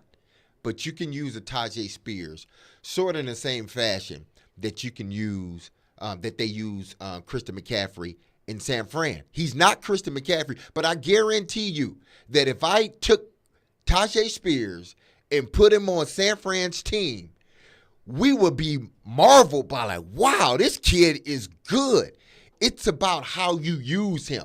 They can use him in that same, same way that San Fran uses him. And it doesn't mean less carries. Like catching passes? Yeah, just using him in a more dynamic, because he's a dynamic player. So use him as that. That doesn't mean you have to take carries away from Derrick Henry. We're trying to add as much explosiveness on the field as we possibly can, because right now, because of injury and because guys are not playing up to the caliber that we thought they were going to play, Chig and Traylon, they don't have that explosiveness. The guy that gives it to him is Tajay. He can give them that. I'm not saying take away carries from Henry. I'm saying implement Tajay more in what you're doing, because when you do that, you see that it works, whether it's having Derrick Henry on the field with them or whatever. Him on the field equals positive things. Him on the field with Derrick equals positive things. I'm not saying take away snaps from Derrick, but add this young guy into the offense a little bit more, because, again, you don't want to waste the season on a guy and not use him. Okay, this was Jared's point. Before we get into your breakdown, this was Jared's point, and we will have your rebuttal. I have decided that it is no longer Caroline, Willy, and D-Mase. It is the Derrick Henry Hater Club and Caroline, because the two of them talking about Derrick Henry, you would think that the way that they feel about Derrick Henry, as if he has like some sort of honorary role on this team, that the only reason the Titans won't get rid of him and give the ball to Tajay Spears more often is because, well, Derrick was once a really good player for this organization, and we don't want to hurt the old pawpaw's feelings, but I mean, it's hard to watch this bad football now, I'll tell you. That is the sentiment that I have heard over the last 2 hours from our midday show, and I do not think it could be further from the truth. I'm not anti-Tajay Spears. I think Tajay Spears has a role in the offense, but he's a side on the menu. He's not an entree. Derrick is the menu. When you win, it's because of Derrick. When you have success, it's because of Derrick. Your offense is built around Derrick. You can't do the same things that you do to win with Derrick Henry. You can't do them with Tajay Spears. All right, Derrick Henry Hater Club, your rebuttal. Okay, they're 2-3. The offense averaged 17.5 points a game last year. And what are they averaging this year, Derek? 17.6 a game. Okay, so if Derrick Henry is the focal point, it's not good enough right now. Except Derrick Henry hasn't been the focal point in 3 out of their 5 games. Well, Derrick Henry is never the focal point when you get way behind, right? You can't they weren't just way run behind in New Orleans. Okay, and they weren't way behind in Indianapolis. Again, if you look at the New Orleans games, we're just looking at touches that Derrick Henry had, like carries. We're not looking at the game and what transpired and why they didn't win the game. They didn't win the game because they didn't give Derrick Henry the ball enough. They didn't win that game. We can talk to Vrabel. I guarantee you and we could talk to the quarterback and the receiver. The main reason was because Ryan Tannehill threw the ball they will three tell times. you 100%. I'm not they going will to tell dispute you we did not capitalize on opportunities that we had. We had 5 of them.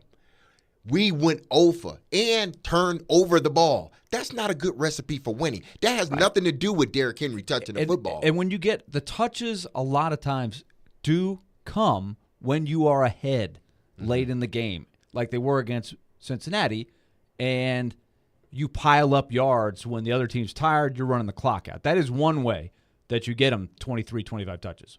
But let's not focus on that, because I don't disagree with Jared's argument that he's the main dish. He's still the main dish. This is how they've built the offense all summer.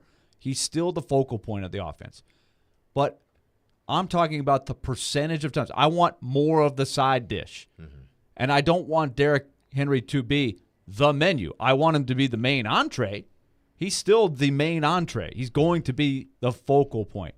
I want more Tajay Spears as my side dish. So, and here's why. Derrick Henry averages 3.8 yards per carry. Let's start with the basic stats. He's had 86 carries, Spears 27. 3.8 yards per carry for Henry, 5.8 yards per carry for Spears. Success rate, okay? In other words, first down, you get 40%. If it's 1st and 10 and you get 4 or more yards, that is deemed successful. And I'm looking at ProFootballReference.com, advanced stats, okay? Second down, you get 60% or more of the required yards. That's successful. Less than that is unsuccessful. Third or fourth down, you got to pick up the first down, whether it's 3rd and 8, 3rd and 1, 4th and inches, whatever. You got to pick up the first for it to be successful. So that factors in the down and distance.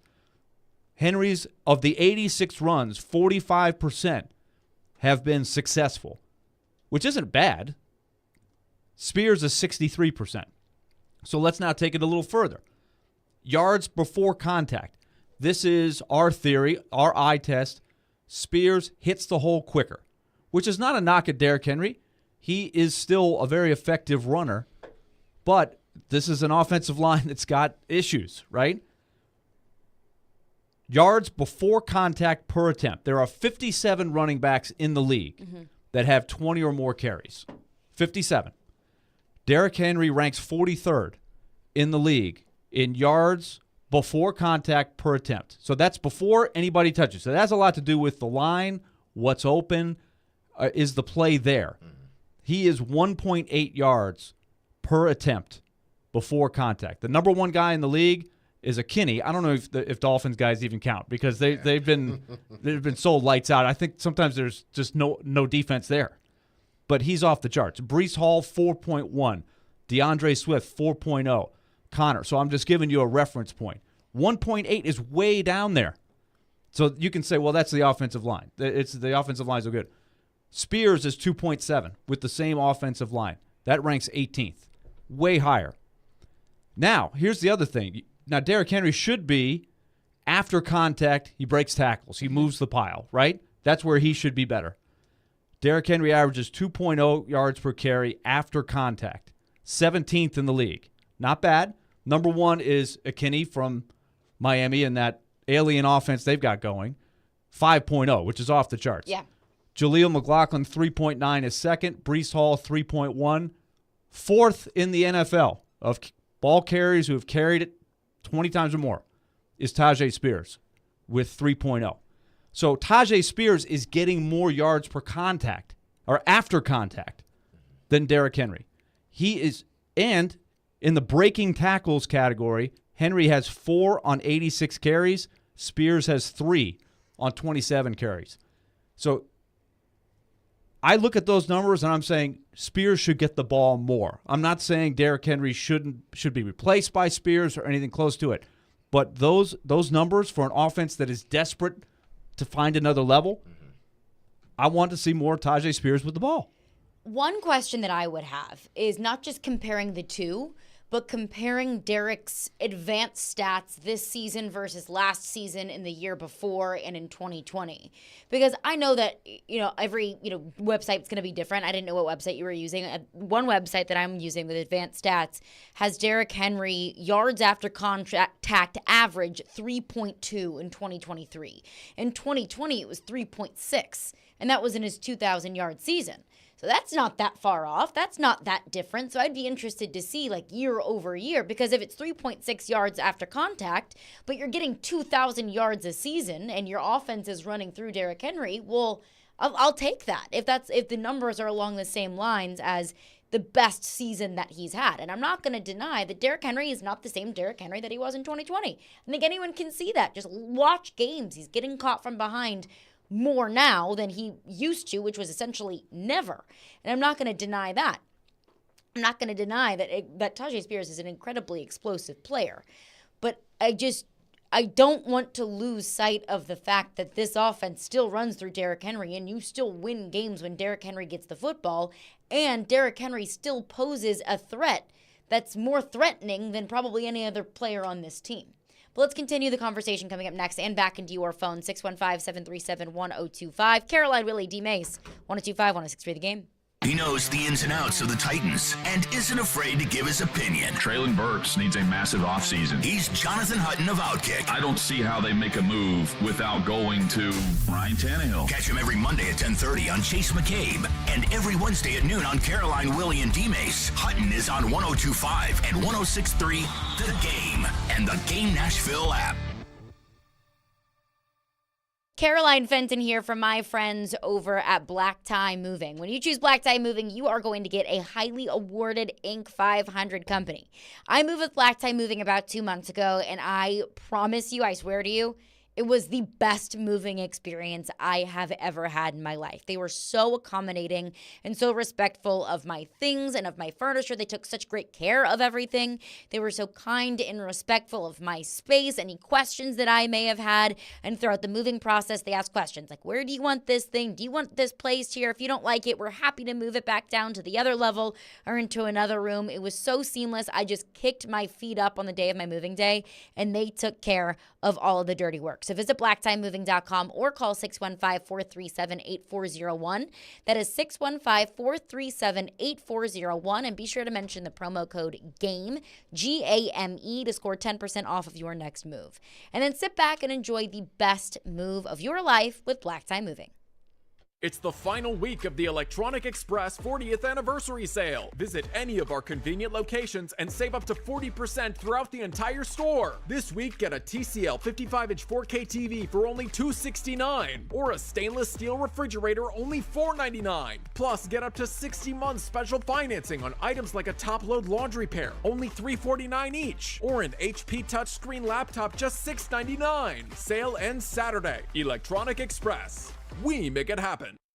We pride ourselves on being transparent, opening up the books, and sharing all the secrets of the diamond industry. We have a passion for this, and part of having a passion is sharing that passion. Genesis Diamonds Vice President David Cooper says, at Genesis, you don't just get an entry-level course in diamonds, you get a PhD. We love educating our customers, even over-educating our customers about diamonds and gemstones, so they can truly see the difference in what we offer. At Genesis, diamonds are not a side business. It's their only business. We eat, breathe, and sleep diamonds. So whether you end up buying at Genesis or not, come for the education. The better educated we can make you at Genesis Diamonds, the better a shopper you're going to be, whether you shop with us or anyone else. You will be able to tell the difference and know what you are buying, so you make the best decision for you. Genesis Diamonds, proud to offer one of the largest selections of GIA certified diamonds in the nation, with no middleman markups, no retail pricing games, no commission salespeople, and no nonsense. Genesis Diamonds, Green Hills and Cool Springs. Want an inexperienced surgeon? Okay, nurse, I'm ready for the scalpel. How about an inexperienced airline pilot? Ladies and gentlemen, this is your captain, and I'm terrified. Experience matters, and we have it. Regal Realty Group is experienced to help you from contract to close. They know the area, understand financing, and have up-to-date property listings and comparisons. Oh, and lots of experience. Visit regalrg.com. Exergen thermometers are proven to be more accurate than non-contact thermometers. With children back at school, keeping them healthy is important. Clinical studies have proven that non-contact thermometers are inaccurate and can miss fevers. Accuracy matters. That's why the Exergen thermometer is trusted and used by medical professionals. Exergen thermometers are available at many fine retailers. Choose a trusted and accurate thermometer for personal use. Learn more about why accuracy matters. Available at Walmart and participating retailers. Learn more at Exergen.com.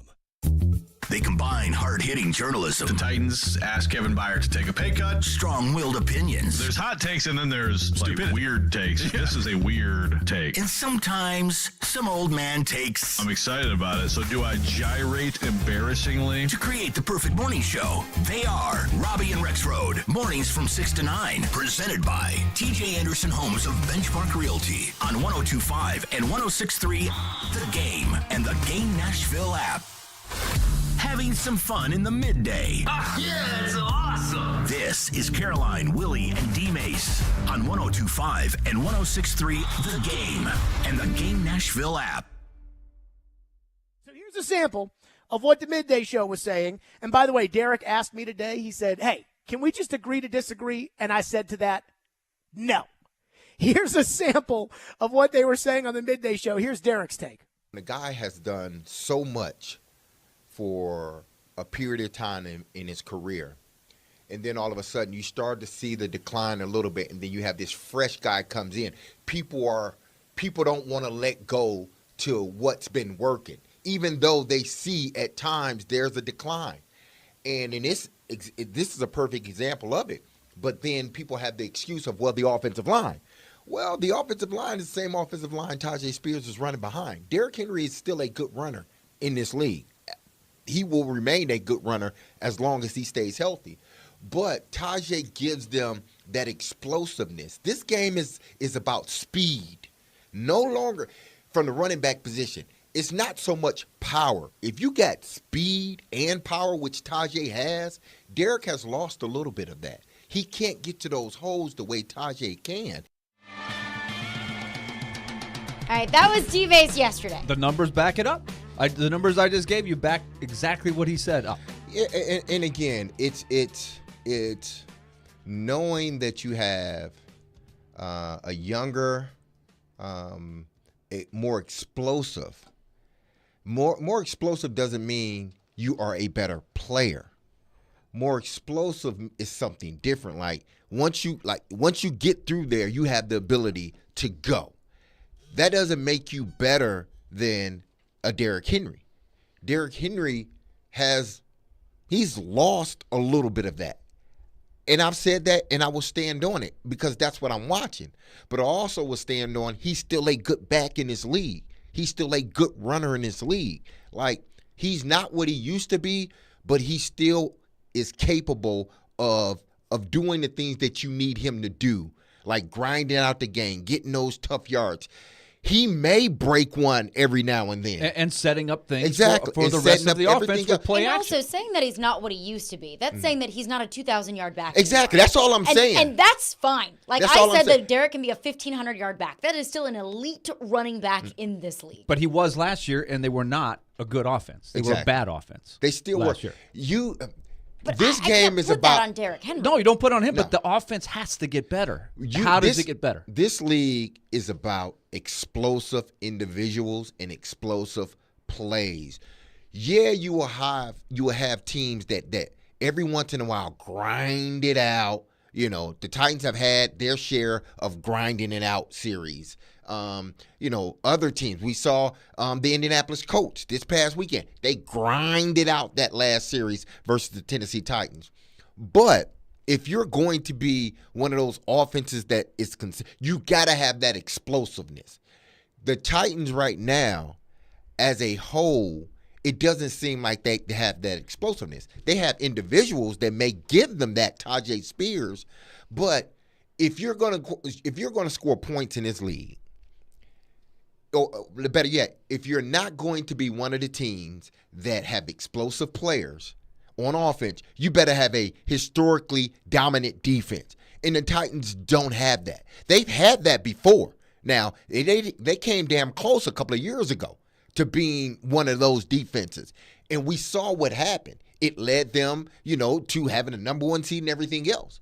But if you don't have that explosive guy, look at all the teams that are the upper echelons team this year based on their record this year. Miami, explosive players all around the board. You just name them. They got so many, I can't even name them all. Kansas City, they got a few explosive players. They got more, but they just hadn't showed up. Who else? Buffalo. They got explosive players on their team. The teams that we talk about that are at the top of the San Fran, explosive players. Philly, explosive players. When we talk about the upper echelon teams, we don't talk about teams grinding it out. We talk about teams that have explosive players. If you don't have that explosive player, it's hard for you to grind it out every game and score points. That's what the Titans need. Derek was that explosive guy. Now he's more of that grinded guy that he's going to push the pile, and he's going to break 1 or 2 every once in a while. I think we saw that explosive-ness against Cincinnati. That's the only one. Exactly, but that's it from a running standpoint. Now he's had some screen plays that have went for yardage, but from the running back position, we don't see those explosive plays we used to see. And yeah, we can blame it on the offensive line, but Tajay is getting them. And I'm not saying take away from Derek to give Tajay. I'm just saying add Tajay in more. That's not taking away from Derek. I'm saying take some carries away from Derrick Henry and add more for Tajay. Derek still gets the most carries by far. He's still the focal point. But if it's 86-27 now, I'm saying if you take 10 less for Derek and 10 more for Tajay, just to start, and you get the same numbers you've been getting, that's going to be better for the offense. If the numbers hold, now that's only 5 games, maybe not. My theory is it's like Derek said, they've got to find a way to get more explosiveness in this offense. It's not happening right now. Let's get into your phones on this. Rick is on the line with a thought on Derrick Henry. What's up, Rick? Hey, guys. Thanks for taking my call. One thing I don't believe you have factored in is every time Derrick Henry gets the ball, which is usually on first downs, he's facing an 8 or a 9-man front every single time. So that's something that he has to run against all the time. When Tajay comes in, it's more of a spread offense. And, he breaks one guy, and he's gone. And the other thing that I'm so maybe they should give it to Tajay Moore based on what you're saying? Not necessarily. I'm just saying. So you think it's good to run Derrick Henry into the big box and get 2 yards? No. What I'm saying is when you look at those stats, I think they're skewed as far as looking at is that Derrick's ability or that's just how all the defenses are playing him. Well, okay, Spears is getting more yards per carry before contact and after contact. He's getting more yards without running into the same amount of players. I don't. They got 11 players over there. Yeah, he's not running against a 9-man front. He's okay.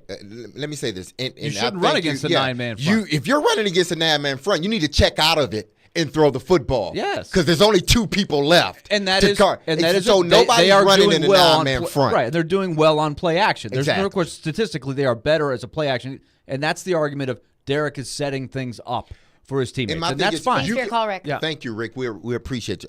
We really do appreciate your call, Rick. And I wasn't trying to be combative with you, but when you have 9, if essentially it's a 9-man front, then I'm blaming it on Ryan Tannehill and I'm blaming it on Tim Kelly because there should be a check out of that.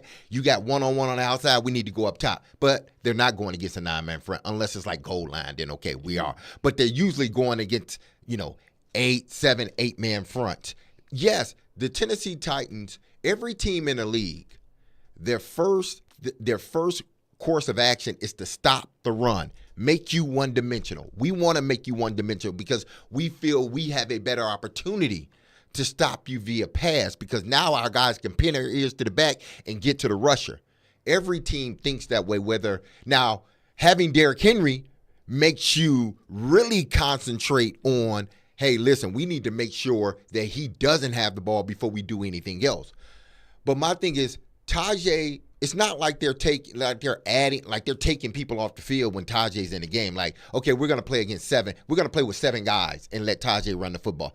They're running against the same type of front. The offensive line needs to be better in all of it. But again, Derrick Henry, for me, this is just for me, he's the guy that there's the grinder. He's the guy that I want to give the ball to in the fourth quarter and let him grind it out. But unfortunately for the Titans, they haven't been in that position to grind it out. That's what they want to do. Yeah. But they hadn't been in that position. And I would say, yes, they're running behind the same offensive line, but I wouldn't always agree with it. They're running in front of the same fronts. Because if Derrick Henry and Tajay Spears are both on the field, Derrick Henry is going to get a majority of the looks from the defense. That just the threat of Derrick Henry being there can elevate everyone else because that brings attention to Derrick Henry and off of whoever else is on the field, whether that's Tajay Spears, whether that's Chigakonkwo, whether that's Chris Moore, whether that's DeAndre Hopkins, whoever it might be. And I don't know. I'll have to go back and we can do this. I'll go back and watch every snap that Tajay Spears has had an explosive We can do that during play. the bye week. We can do that after the that is a London project game. for me Yes. during the bye. Is I will look back at every Tajay Spears explosive play versus non-explosive play. Every time Tajay Spears has been on the field, every time Tajay Spears touched the football. How many of those explosive plays have come with Derrick Henry on the field? And how many times has Tajay Spears had a non-explosive play with Derrick Henry off the field? But let's get right back into your phones on this coming up next because we've got some passionate listeners. So we're right into that coming up next. D-Mase, safe travels across the pond. Thank you. I We'll miss appreciate you. it. Yes, I will call in from over there so you still hear my voice.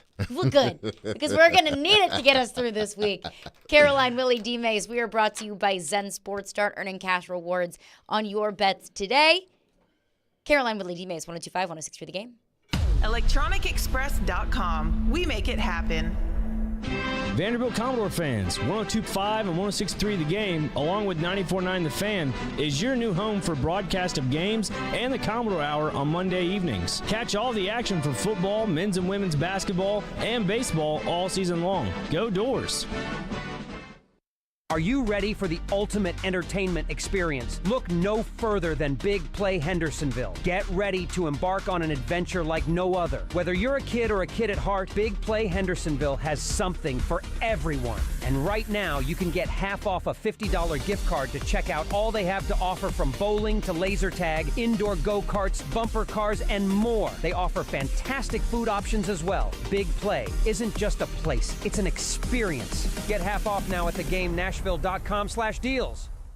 In any work environment, culture is the most important thing. And what makes up the culture? The people. Hey, this is General Manager Sean Ford with Cromwell Media. And this month, we have several celebrating their anniversary working with us. From our corporate office, Janice Russell is celebrating 33 years and Dorothy Black, 29. Robbie Stanley and Joe Rexroad, the duo that make up our morning show on 102.5 The Game, are celebrating 3 years. And Connor Newt, who works for 102.5 behind the scenes, is celebrating 1 year with us as well. If you're looking for a new career, reach out to us at together@cromwellmedia.com. Love what you do, love where you work. Now, your Game Center update. This Game Center update is delivered by Black Tie Moving. This is Nick Frazier with your Game Center update. Yesterday on Caroline, Willy, and D-Mase, ESPN's Tim Hasselbeck joined the show and shared his thoughts on the Titans' inconsistencies and if they're a contending team this year in the NFL. I don't know that I would say that they're not a very good team because we've seen them play really well at times, and there's aspects of what they do that give a lot of people trouble. Look, it's disappointing when you lose. It's really disappointing when you have a divisional loss, compounded when it happens against the other team's backup quarterback. It's compounded when you have a defensive penalty that you really could have done without and maybe impacts the game. When I do think that you can look at it and be like, gosh, we really, we're right there. Tune in on Thursday as the National Predators host the Seattle Kraken. Puck drop is set for 7 p.m., and you can listen to the game right here on 102.5 and 106.3 The Game. Game Center update delivered by Black Tie Moving. Use the promo code GAME to score 10% off your next move. For more, follow us on Twitter at 1025 The Game or visit thegamenashville.com. Live from the Hiller Plumbing, Heating, Cooling, and Electrical Studios. WP WPRT-FM Pegram, WPUZ HD2 Laverne. Nashville's exclusive home for the Nashville Predators. 102.5 and 106.3. 79-52 Vanderbilt. And I think he's got a coach up by Cheryl. You're going to see more moves. The Game. A Cromwell Media Station. Covering your teams and the news of the day. Ladies and gentlemen. This is Caroline, Willy, and D-Mace. Who is pleasant to listen to. With Caroline Fenton, Willy Donick, and former NFL wide receiver Derek Mason. You are hands down my favorite radio personality of all time. On 102.5 and 106.3, The Game, and the Game Nashville app. With no further ado. Caroline, Willy, D-Mase, 102.5, 106.3, The Game, and the Game Nashville app. We are live from the Hiller Plumbing, Heating, Cooling, and Electrical Game Studios, and we are brought to you by Zen Sports. Start earning cash rewards on your bets today. Gambling problem? Call 1-800-889-9789. Terms and conditions apply. Must be 21 or older, and in Tennessee to bet. Breaking down the Tajay Spears, Derrick Henry, perfect balance, perfect combination, and Willy has done the research, has broken down the analytics, has presented the analytics, but Tajay Spears has been, would you say, by analytics, by several different analytic standards, more explosive than Derrick Henry? More effective than Derrick Henry. Okay. Per play. And this does not factor in, as the caller brought up, what kind of front is he facing? What is the defense doing to adjust to Derrick? Which is why, let me say, I believe in Derrick Henry. He is a special person. This is what I've been bringing up. He is the heartbeat of the team. I'm not saying don't make him the focal point of the offense. I'm saying for an offense that has gotten to a point where it is a bottom 10 offense, to be kind, maybe bottom 5 in points per game, not a lot of explosiveness. They don't have A.J. Brown anymore. Derrick Henry is not quite what he was 4 or 5 years ago. They need a little more of Tajay Spears and a little less of Derrick Henry. Derrick Henry still should get more carries than anybody else, for sure. And everything is run through him. That should stay the same. I'm saying bigger side dish, because you cannot ignore these numbers that Tajay Spears has been more effective. It's not just more long runs. It's what's happening every time he gets the ball. Success rate, that's every carry. 63% success rate for Spears. 45% for Henry. More yards per game, or more yards before contact per attempt, more yards after contact per attempt for Spears over Henry. So that just tells me, let's get the ball to Spears more. Let's get your thoughts on it, because I say, look, I hear the numbers, I see the analytics, I know, I hear you. Let the big dog eat. That's my analytic. I'm not changing that. And if they're ahead late in the game, let the big dog eat. I'm just saying, as the game's unfolding, this offense is averaging about 17.5 points a game. They need more. Our phone lines are driven by WilsonCountyHyundai.com. Dewey is on the line with a thought on Derrick Henry. What's up? Thank y'all for taking my call. And I wanted to say, I think Derrick Henry is the best player on the team, and I don't think we're losing because the balance is off. I think we're losing because A.J. Brown tricked us to make us think that Tannehill was an okay quarterback, and the offensive line is totally gone. All right, thanks for your call, Dewey. Well, that is a factor here, right? They don't have A.J. Brown anymore, so that when they're throwing the play-action passes that are still effective right now with Derrick Henry, they're getting a Derrick Henry that is a little less explosive to this point in the season. Now, look, the big gains might be coming. The home runs might be coming. That is always he's capable of doing that. We saw it against the Bengals. He's been a slow starter. He has. I'm just saying a few less carries could mean better efficiency. But I have to factor in they don't have A.J. Brown. Right now they don't have Treylon Burks. And they have hit some big plays down the field off of play action for sure. But when they go with the play action, they're a lot less likely to have an A.J. Brown crossing route that has a shallow cross of 8 or 9 yards turn into a 30 or 40-yard gain. They're not getting those. Hopkins is not that kind of guy anymore. He's a possession guy. He's been effective. Burks is for sure. supposed to be This that is guy. a station-to-station offense that's got to be perfect unless they can get more cheap yards. And I'm telling you, my assessment is Spears gives them the best chance to give them a little more Spears. Again, I'm not saying swap the two for one another. I'm saying a higher percentage of times where Spears gets the ball in space and with a chance to get one of those big chunk plays that you need. If anybody is saying swap one for the other, I think you're absolutely bonkers. You're not, yeah, right. Jared is exaggerating for this, okay? And I get that. But if you really listen to the conversation, what he's saying is Derek needs to remain the focal point of the offense. He's the main dish, and we agree on that. I'm saying there has to be a time that father time does start to creep up on you a little bit, like it did with Pekka Rinne and UC Saros, where it's a little less Derek to get more. I'm asking myself, how do I get the most out of Derrick Henry? Mm-hmm. And therefore, how do I get the most out of the offense? My assessment based on these numbers and my eye test, a little less Derek could be a more effective Derek. More Tajay Spears is a better offense for the Titans that desperately needs to not be what they've been, a 17.5 point per game offense for now a season and 5 games. The hard thing I have with that, though, is Derrick Henry traditionally has been continue to feed him, and he just continues to get better and better and better. The more that you use him, the more effective he will be.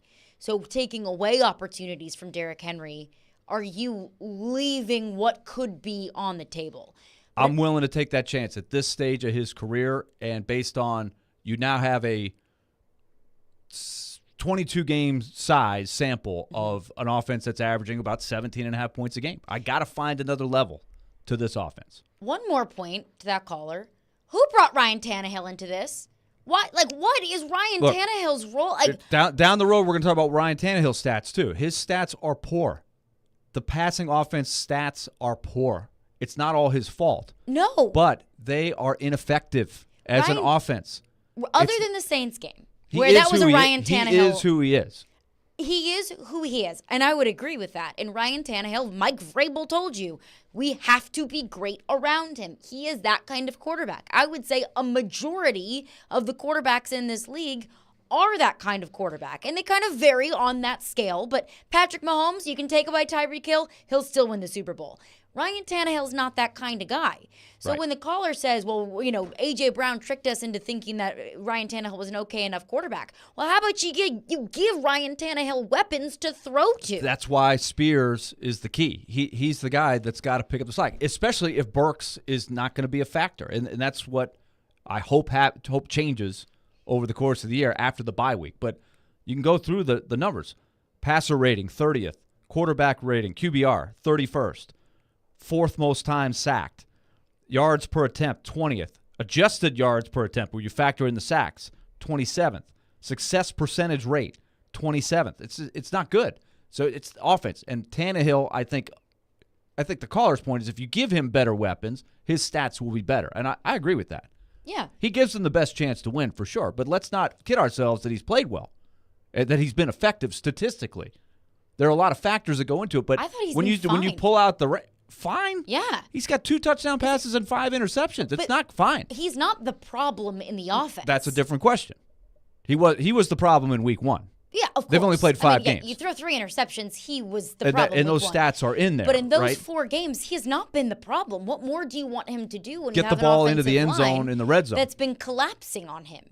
The red zone offense has been bad, and the quarterback has something to do with that. And part of the red zone I don't want to give him week. too much credit or too much blame, but his numbers are poor. The passing offense is a poor bottom 6, bottom 7 offense right now. I thought the passing game on Sunday in Indianapolis was significantly better than And the how run many game. points did they score? Not enough. Exactly. Why? In the red zone, in the red zone counts. That's where the game is won and lost. 3rd and 4th down. That's not Ryan Tannehill's But that's fault. where the game is won and lost. 100%, absolutely. That but is Ryan the quarterback. Tannehill The quarterback has something to do with that. A lot to do with it. Only execute the play that's called. And what were you going to do? Throw a pass play at 4th and 1 in the red zone? Whatever they are doing in the red zone has not been effective enough. They have lost 2 games because of that, right?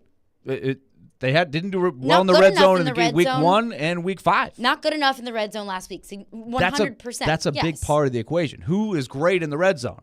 Teams like the Chiefs. Teams like, you know what I mean? Like But he's not Mahomes. But exactly, but he's got to be better. You can't be 27th in the league. There's got to be more like 15th, right? The passing offense has to rise from where it has been, and he's got something to do with that. Just like Henry does, just like The play calling does, just like the offensive line does. But let's not kid ourselves that he's playing really well. He's got to play really better. Well. He's been fine. Hasn't been the problem But is my case. What he has done will not get them into the playoffs. They've got to be better. He is what he is. He has to play at a better – those numbers have to be better. I believe in Tannehill. I'm not saying make a change or anything like that, but he has not been as effective as he needs to be for them to make the playoffs. What more do you need to see from him? Get the ball in the end zone. He said it himself. Yes, got to score more 100%. touchdowns. Yes. And is that all on him? Yes. Does he need to no, block it's not for all on him. himself? He need can to be get better. Treylon Burks healthy? You're acting like nothing that he is the same that he is a constant and everything rises and falls with everything that's going on around him. I still think you have quite a bit of responsibility as the quarterback. Yes. He can be better. I don't In know the games how much that they've better won, he can be I think without the pieces around him. Without an offensive line, with receivers that are constantly, with no Treylon Burks. The offensive line is going to be like it is. Receivers that don't catch balls. I mean, how much is that on Tannehill and how much is that on Chika Okonkwo that can't catch the football? All of those are factors, for sure. And he's not perfect in the slightest. That's not what I'm saying. There's absolutely an element of this where Ryan Tannehill is culpable because he is the starting quarterback. But the head coach told you we have to be great around Ryan Tannehill. And for the most part, they have not been great around Ryan Tannehill. Okay. We knew they weren't going to be great. It's a middle-class roster when you get down to it. Mm-hmm. I will quote Peter Laviolette, now the head coach of the New York Rangers. This will be interesting to see him in the Big Apple, by the way. When he would be asked about, hey, you outshot him 30 to 20, or you had more scoring chances, and he could talk about that, but he would say, look, it's a results-oriented business. Mm-hmm. The stats are the stats. They're 2-3. They're averaging 17.6 points per game. It's not good enough. And Tannehill's stats are not good. They're not good. It's not all his fault. He's been way better statistically in the past than he has been this year. He's got to be better. So we got on this tangent. We're talking about the running backs, but he too has to be better statistically. Dustin is on the line with a thought on Derrick Henry. What's up, Dustin? Hey, guys. How's it going? Good. How are you? Hey, Dustin. Can you hear me? Yeah, go ahead, Dustin. Go ahead. What's your take?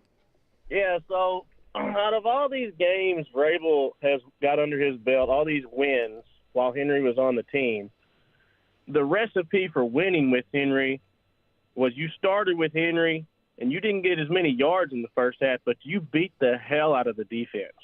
They went and sat down for however many minutes they sat down at the half, wishing Henry wasn't on the other side of the line. And when they come back out there, the big dog ate in the second half. We're not using Henry the way we used to, so you're not going to get the same results. Henry gives you those results by you using him the whole game and beating the hell out of defenses. And I'll hang up and listen to you. He has the fifth most carries in the league. He has the fifth most carries in the NFL. They're still giving him the ball a lot. Yeah. He's led the league, but that's my point. He's not getting the ball less than he's been getting it. Maybe a little bit less because they've never had a guy like Spears before. But my point is that storyline, that narrative is great when it works. There's been one game like that this year where they've been ahead and they can grind and close it out. Not every game's unfolding like that. And I'm not so sure that they're going to be in a position to be dominant enough to where they're up 16-10 in the fourth quarter and it's let's grind it. If they are, no question, that's what you do. Let the big dog eat. But I'm saying, how do you get to the point where you're ahead in the fourth quarter? You need more explosiveness. You need more conversions in the red zone. You need more big chunk plays. And right now, Spears is the guy that is giving them better productivity per rush than Henry. So it's time maybe to explore how do you get that next level of the offense. In that example, though, of you're up 2-3 scores in the fourth quarter, which is probably never going to happen for the rest of this season. It happened against a immobile Joe Burrow. Giving Derrick Henry the ball in that situation, I don't think is necessarily letting the big dog eat. It's running the football to run the clock out and taking care of it. And the hoping first you don't turn drive the at ball the end over. of at the start of the second half was huge. right? They got a field goal, but they were ahead. That's the scoreboard. They're up 24-3. That's when they knocked off, like 11 minutes off the clock? Yes, they completely demoralized the Bengals and ended the game right there. That's effective use of Derrick Henry, for sure. And it was a combination and Derrick Henry had a ton to run. do with why they were ahead in the first place because he had a great first half, too. Yeah, but I would say, too, the Chargers game, that wasn't a blowout game. That wasn't a game that felt like the Bengals game that at halftime you're like, it went, all right, we're went to overtime. It went to overtime. Yeah. It was a very neck-and-neck game. Derrick Henry got the most carries in that game than he has all and how season many yards per carry? Yards per carry, 3.2. Yeah, that's not really efficient. You would have to look at it. I mean, he had a now, 23. You can say, look, he had a 23-yard run. The play action, fake to him, throw deep, that was a big part of the game. Yes. I'm just saying 3.2, 3.8 for the season, that's not good enough. That's not what wins you games. I want to see if 5 or 6 less carries for him, 5 or 6 more carries for Spears gets that average up for both guys, for the offense. And I could argue 3.8 times 3. It's more than 10. It's first down. Do the best running backs in the league get 3.8 yards per carry? Give it to him every single Derrick Henry play. has never averaged under 4 for a season. He's usually 4.4. He's been over 5 when he's getting 2,000 yards. Last year, I think, was 4.4. And that's but in a case of an entire season of, look at the Browns game. I don't know what he was averaging per carry in that game. 1.8. Because, that's going to be an outlier of the season. Because not every game you would hope. You're going to play a Myles Garrett where you can't run the football, and he only touched the ball 11 times. But let's get back into your phones on this. 615-737-1025 is our phone number. One texter texts in and says, in my opinion, Tannehill is playing better than what his stats show. Watching the games and looking at the stats can be a little bit misleading. It's a results-oriented business. I agree with the assessment. He has been given a tough hand, right, with the offensive line. Mm-hmm. But he's got to be better. The whole offense has to be better. The whole offense has to be better. Sure. I don't know how much Ryan Tannehill has to give to. So you're giving him a total pass. No, I never said that. I said he is absolutely culpable in this because he's the quarterback. Of course, there's an element of culpability for Ryan Tannehill. Especially in week 1. Oh, yes, of course. And I said that. Week 1 is a Ryan Tannehill game. 100%. Mm-hmm. That was on him. He throws one fewer interception, you might win that game. But how much more did you want Ryan Tannehill to do against Indianapolis? Get the ball in the end zone. How much more did you want Ryan Tannehill to do against Cleveland? What was his? When he's getting constantly hunted by Myles Garrett. Cleveland was a train wreck. Let's take Indianapolis. You know what his passer rating was in that game? What? The passer rating. 78.6. Okay. Pretty good. That's not good. 78? 78 is bad. 78 would rank you in the above 50. Wait a minute. A perfect passer rating is what? 131 or 149. It's not effective when you end up with 16 points and you fail in the red zone. So he had some nice plays. 23 for 34, 264. It looks all right, but at the end result, his passer rating is not that great. He's not running as much as he was. And they're not punching it in the red zone. Those are the numbers. I thought he played all right, for sure, but it wasn't good enough to win. He knows it's not good enough to win. I think to take it to the next level, and to Willie and your point, Caroline, just what else can Ryan Tannehill do?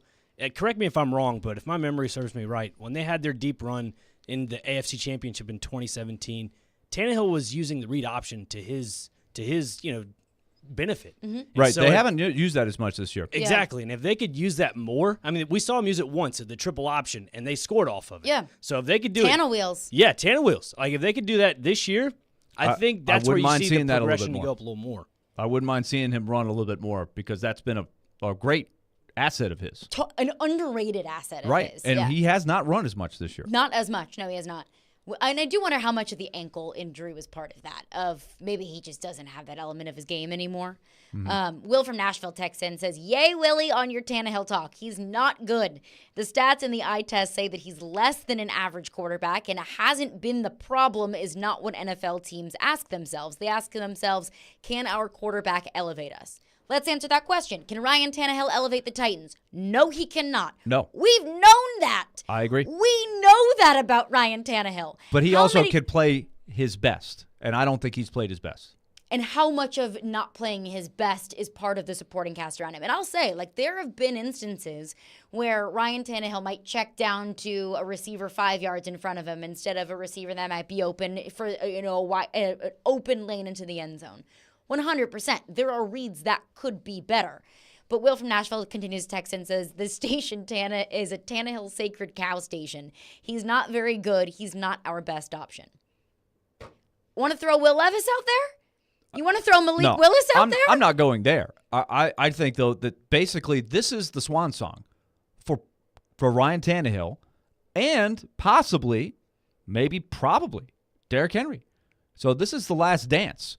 They need more out of both of those guys and the whole offense if it's going to be worthwhile to have kept them to begin with, right? I'm just saying that that's not how you want to go out if you're those guys. Being the 27th ranked passer, 3.8 yards per carry, offense average is 17.6. It's got to be better. And I do not put it all on their shoulders. They have severe limitations with the supporting cast. But they have to be better if they're going to be what they want to be this year. Right back into your phones in this coming up next. Caroline, Willy, D-Mase. Join Jared Stillman, Chris Sanders, and Derek Mason at Teddy.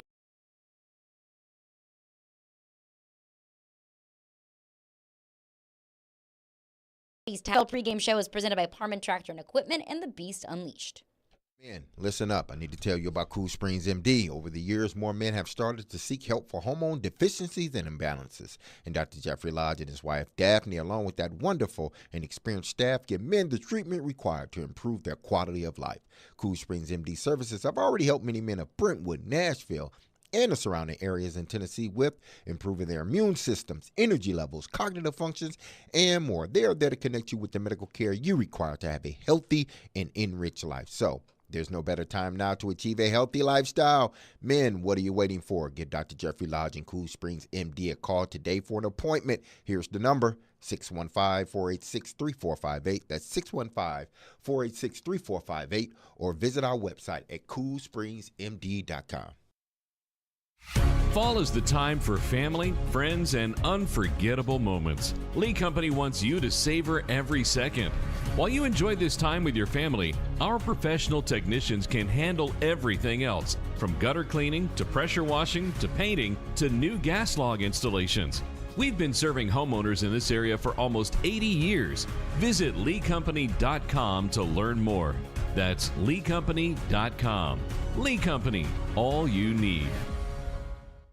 How can a half-carat diamond magically grow into a 2-carat diamond? With Genesis Diamond's 110% diamond upgrade guarantee. Our trade-up policy is the best in the United States. That's Stasia at Genesis, explaining how if you buy a diamond today and want to trade it in for a bigger one next year, Genesis always gives you back your original purchase price plus an extra 10%. We will gladly give you every single penny you paid for the diamond plus an extra 10%, which is amazing. No one does that. As a real-life example, take Stasia's customer Paul. When he first started, he got a half carat, and then as he became more successful, we rewarded him. He came in and he got a 3/4 carat, and then he's traded for a carat. I'm sure I'll see him this year for a carat and a half. As they grow and change and become more successful, their engagement ring can grow with them also. And there's no catch, no minimum trade-up requirement, and it works on diamond studs and diamond pendants as well. You get every single investment dollar you put into the diamond, you will get an extra 10% towards the new diamond. Genesis Diamonds and luxury pre-owned Rolexes. You can trade as many times as you wish. Continuously voted best jewelry store and best place to buy an engagement ring. Green Hills and Cool Springs.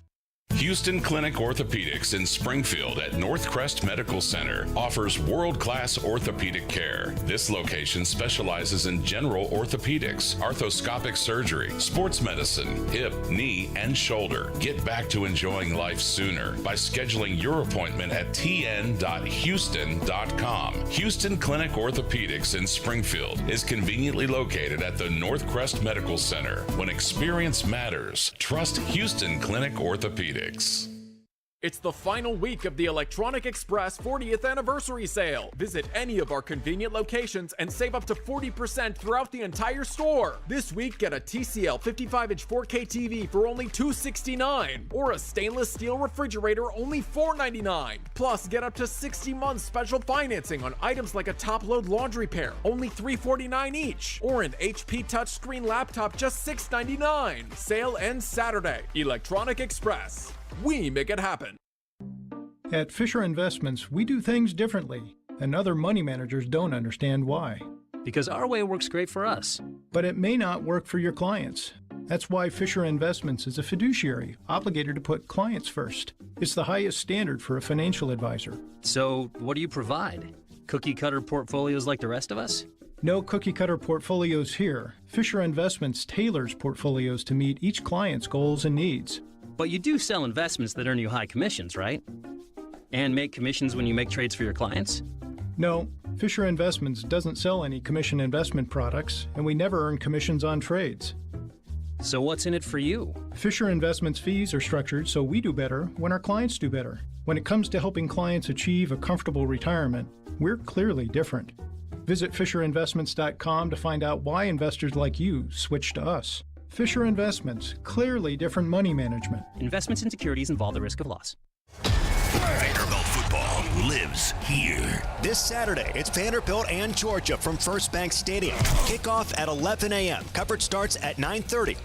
Your home for the Commodores is 102.5 and 106.3 The Game and the Game Nashville app. Hey, this is Pekka Rinne. You're listening to Nashville's best sports talk, ESPN 102.5 The Game. Dramatic shift from previous seasons. That's something you guys have done pretty well since you've been here. Where do you feel like it's been different, or where you're falling short from where you maybe were succeeding previously? Yeah, we got to execute. I think we've had some opportunities that we didn't execute. Maybe we've hurt ourselves with some penalties and gotten some long yardage situations, which obviously hurts.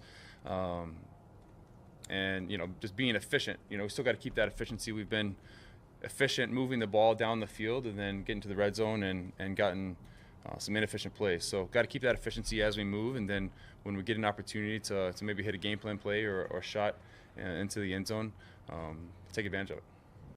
All right, there you go. That was Ryan Tannehill. We were having our Spears-Henry discussion, and somehow we got off the rails with a Tannehill discussion. But the people have weighed in about Ryan Tannehill, and it is the People Show, so right to the people we will go. Our phone line's driven by WilsonCountyHyundai.com. Also, this week's Nashville Best Deal is half off a $50 gift card for Big Play Hendersonville. They offer everything from bowling to laser tag, indoor go-karts, bumper cars, and arcade fantastic food, and so much more. So right now you can get a half off a $50 gift card at thegamenashville.com/deals and check out all that they offer. David is on the line with a thought on Ryan Tannehill. What's up, David? Hey, how are you? Good. Good. Hey, all right. I got a couple thoughts here on Tannehill. Okay. You made the comment a minute ago that everybody has to be perfect around him or have a great game. Well, everybody has a bad game from every now and then that affects him, which affects the entire team. And my thought process is if he's the 30th or 31st ranked quarterback in the league, when are we going to go and see Willis or Levis or somebody else, because they could be in the same position, the 30th, 31st quarterback in the league, and getting the experience that we need for the future. Right. In other words, they can't sink a whole lot lower. It's a fair question to ask. I think we've answered that before. I think if they are out of contention at a certain point, it will be time to have that discussion. They're not there yet. They're not there yet. And right now, Ryan Tannehill, thank you for your call, David. Appreciate it. Right now, they want to win football games. Right now, you're 2-3, 5 weeks into the season. The season is very much so ahead of you. Anything can happen in the National Football League one way or another. If the wheels fall off and you're ready to make those adjustments for the future, then make those adjustments for the future, because that's what you believe is best for your football team. Right now, if you want to say Tannehill is the 30th, 31st, 32nd best quarterback in the league, statistically maybe it says that, but right now, would you rather have Tannehill or Daniel Jones? I might rather have Tannehill. I would take Tannehill over Daniel Jones Kyler is right Murray. there with him in the stat category. It's not great. And also, keep in mind, and this is one thing that we talked about at the break, Willie, a couple of garbage time interceptions from Tannehill. Like against Indianapolis, you have to throw that football. And it didn't change the game one way or another with that interception. The interception against Cincinnati, when it was a bad throw and a bad read, bad decision, but it didn't alter the outcome of the game. You'd already won that game at that point. No question. That's going to bring you down a little bit. But to the point of, well, maybe Malik could be the 31st best quarterback in the National Football League. Well, I don't think so. You or I could be the 32nd best quarterback in the league. We could be. Because we can't go any lower, right? We would just be, but there also is like, how far down are we? The 61st best quarterback in the league, if you're a backup or a mop up third time. option, right. I want to make a point of what we just heard from Ryan Tannehill during the press conference today. Yeah. He said, we got to stay efficient. We got to do this. Well, success percentage of passes, that is where, are you moving the chains? Are you, and we would contend that other than some really nice play action deep throws that won them the game against I almost said San Diego. I caught myself. Chargers. The Chargers. And they had some nice spotted plays, good explosive chunks against the Bengals for sure. Mm-hmm. But their success rate overall, percentage of successful passes, ranks 27th. Right, and that was after a game where they did have some pretty decent success moving the ball. Yeah. Going 2nd and 6, 3rd and 3, 1st and 10. Yeah.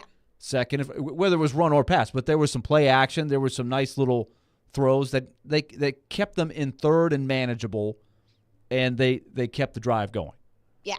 But still, overall, in the big picture, they are 27th. So it's got to be better. And he's saying that. Like, he's not in denial or anything. He knows they've got to be better. And especially when you have, and this was the stat that Mike Vrabel brought to the table unsolicited. We have 8 double-digit play drives. We have controlled the clock, we're moving the chains, we're going down the field, and it's field goal. It's not touchdown. Mm-hmm. This is great if Nick Folk is your kicker in your fantasy team. Right. It's perfect. But for the Titans, they've got to have better finishes to those drives. That would make a big difference. And one question that I have about that, what is it, passer success rate? How much does that take into account balls that were dropped or good throws that just weren't caught? Because I'll say there were plenty of bad throws in that New Orleans game. Like Ryan Tannehill had a wide open Chigakonkwo with a wide open lane to the end zone. He just overthrew him. But we also have seen plenty of good passes just not get caught. Yeah, I think there's some of those. It doesn't factor that in, to answer your question. I think there are websites that will show number of drop passes and things like that. I don't know where the Titans rank there as opposed to other teams. B-Man Texan says Tannehill can't win you a game by himself like Burrow or Mahomes can, No, period. never has. We've never argued that. Nobody has ever, at least anybody on this station, has ever argued that Ryan Tannehill can carry the football team like Patrick Mahomes and Joe Burrow. That's Patrick freaking Mahomes and Joe freaking Burrow. Ryan Tannehill is not that. We have said several times, you need to be great around Ryan Tannehill to win football And they're games. not. And they're not. But they have to be better because Yes, they everyone decided has to be to go out there and try to win a division and make the playoffs with who they had. They knew who they had. There's got to be something more than what they've been getting. Right. Or else this is bad news, and then we will get to the discussion of, is it time to play and see what you have for next year? Which nobody wants to go there. I don't want to. I don't want to do that. Our shows wouldn't be as fun. We want them to stay in contention here, and these are the guys that have to do it. But that's my point: is what they are doing right now has to get better. It's always a scary day whenever you agree with Paul Kaharski. However, Paul Kaharski was on Robbie and Rex Road last week, and he said, "Why is everyone so obsessed with the draft? Why would you want to just abandon the season so you can watch a player in a suit walk up on a stage and shake a guy's hand?" But that day will come. But that day is not today. No, it's not today, but if you're ignoring the fact that you have traded 3 draft picks out of this stash where this team is desperate for more, this is where you reload. Free agency really is a tough game to play in if you're just trying to restock your roster. Mm-hmm. Sometimes in baseball, you can just buy a team that really improves you. Yeah. The Mets prove that doesn't always work. Yeah. They tried that. Mets are going to Met. The Mets are going to Met. But the real way to improve your roster to get to where the Eagles are, and it's been well pointed out. The Eagles missed on some picks. They missed badly on some picks. Mm-hmm. But they have a loaded roster, right? They've drafted well. To get that, you got to have draft picks. They're missing 3 picks. So that should be just noted that that's what you're facing if you're Rand Carthon. Yeah. He has to look at the long term. Mike Vrabel just has to look at London and the Ravens. Rand Carthon looks at London, but he also has to keep an eye on what's happening for that draft. I don't want to think about the draft. You love the draft. I do love the draft. You do love the draft. In March. I love Right. the draft in March. It is October. I know. It's football season. Listen, I went through the series, the whole season. I'll never forget it. It was Vince Young, Matt Leinart. Vince Young and Matt Leinart played that game, Texas draft. against USA, and the Titans had the 3rd pick, right? So you're probably We were talking about the draft all through November and December, and it was unbelievable how much. Factor in Jay Cutler was also in our backyard, a first-round pick. Who should they pick?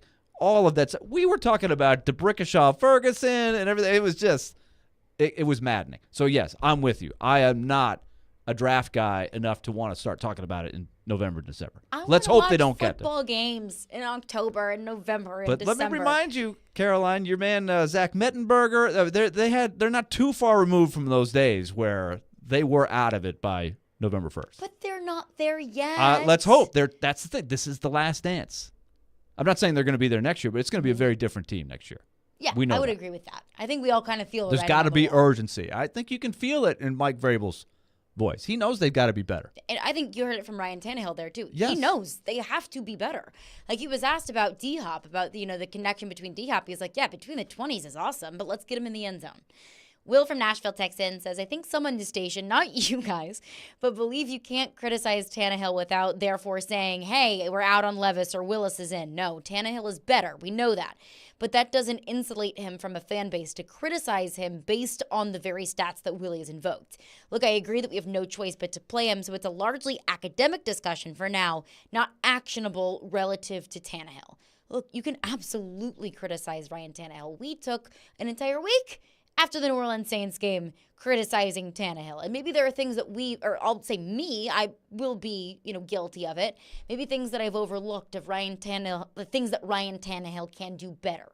Maybe things that get overlooked by a poor offensive line or a run game not getting going, or Christian Fulton giving up 2 20-plus yard plays with PI calls, or, the defense not being able to stop the run game. Absolutely, there are things that Ryan Tannehill can do better. But I'm saying those pieces around you, how much more can you do to elevate Ryan Tannehill? And then last one here, Gary texts in to the text line, says, isn't it time to start package dealing players for picks? No, I don't want to. Look, I brought that up. I don't want to. I brought that up. We had that discussion before the Bengals game. And when they showed that they were capable of beating a really good team the way they beat them, that quieted that discussion down. We're not going there this week, even though they just had a loss that was a stinging loss, right? Against the Colts, where the game was a very even game. It was painful to watch the fact that the Colts are better than everybody thought they would be. They're not a pushover. That stings. That stings. But I'm still not going there. Now, if they lose in London, I think they have the 7th game right before the trade deadline. If they were to, this is again, let's hope it doesn't happen. This is a seesaw. We're hoping the pendulum swings back the other way. Give me a swing. Does Big Ben have a pendulum, Nick? Sure, he does now. I believe so. Let's just say that it does. Well. Yeah, he does. Derek, he does. D-Mase can find that out. He's going over there. He can go to Big Ben and kind of investigate. If he doesn't send me a picture, I'm going to be upset. Okay. I'm going to be honest. And what else did you want a picture of? I wanted a picture of Big Ben and the stadium, outside stadium. I want to see Tottenham. Okay. It's a pretty cool stadium. But It is a cool stadium. But if they're 2-5, I think that discussion is probably out there to see, is there somebody they could get a high pick from?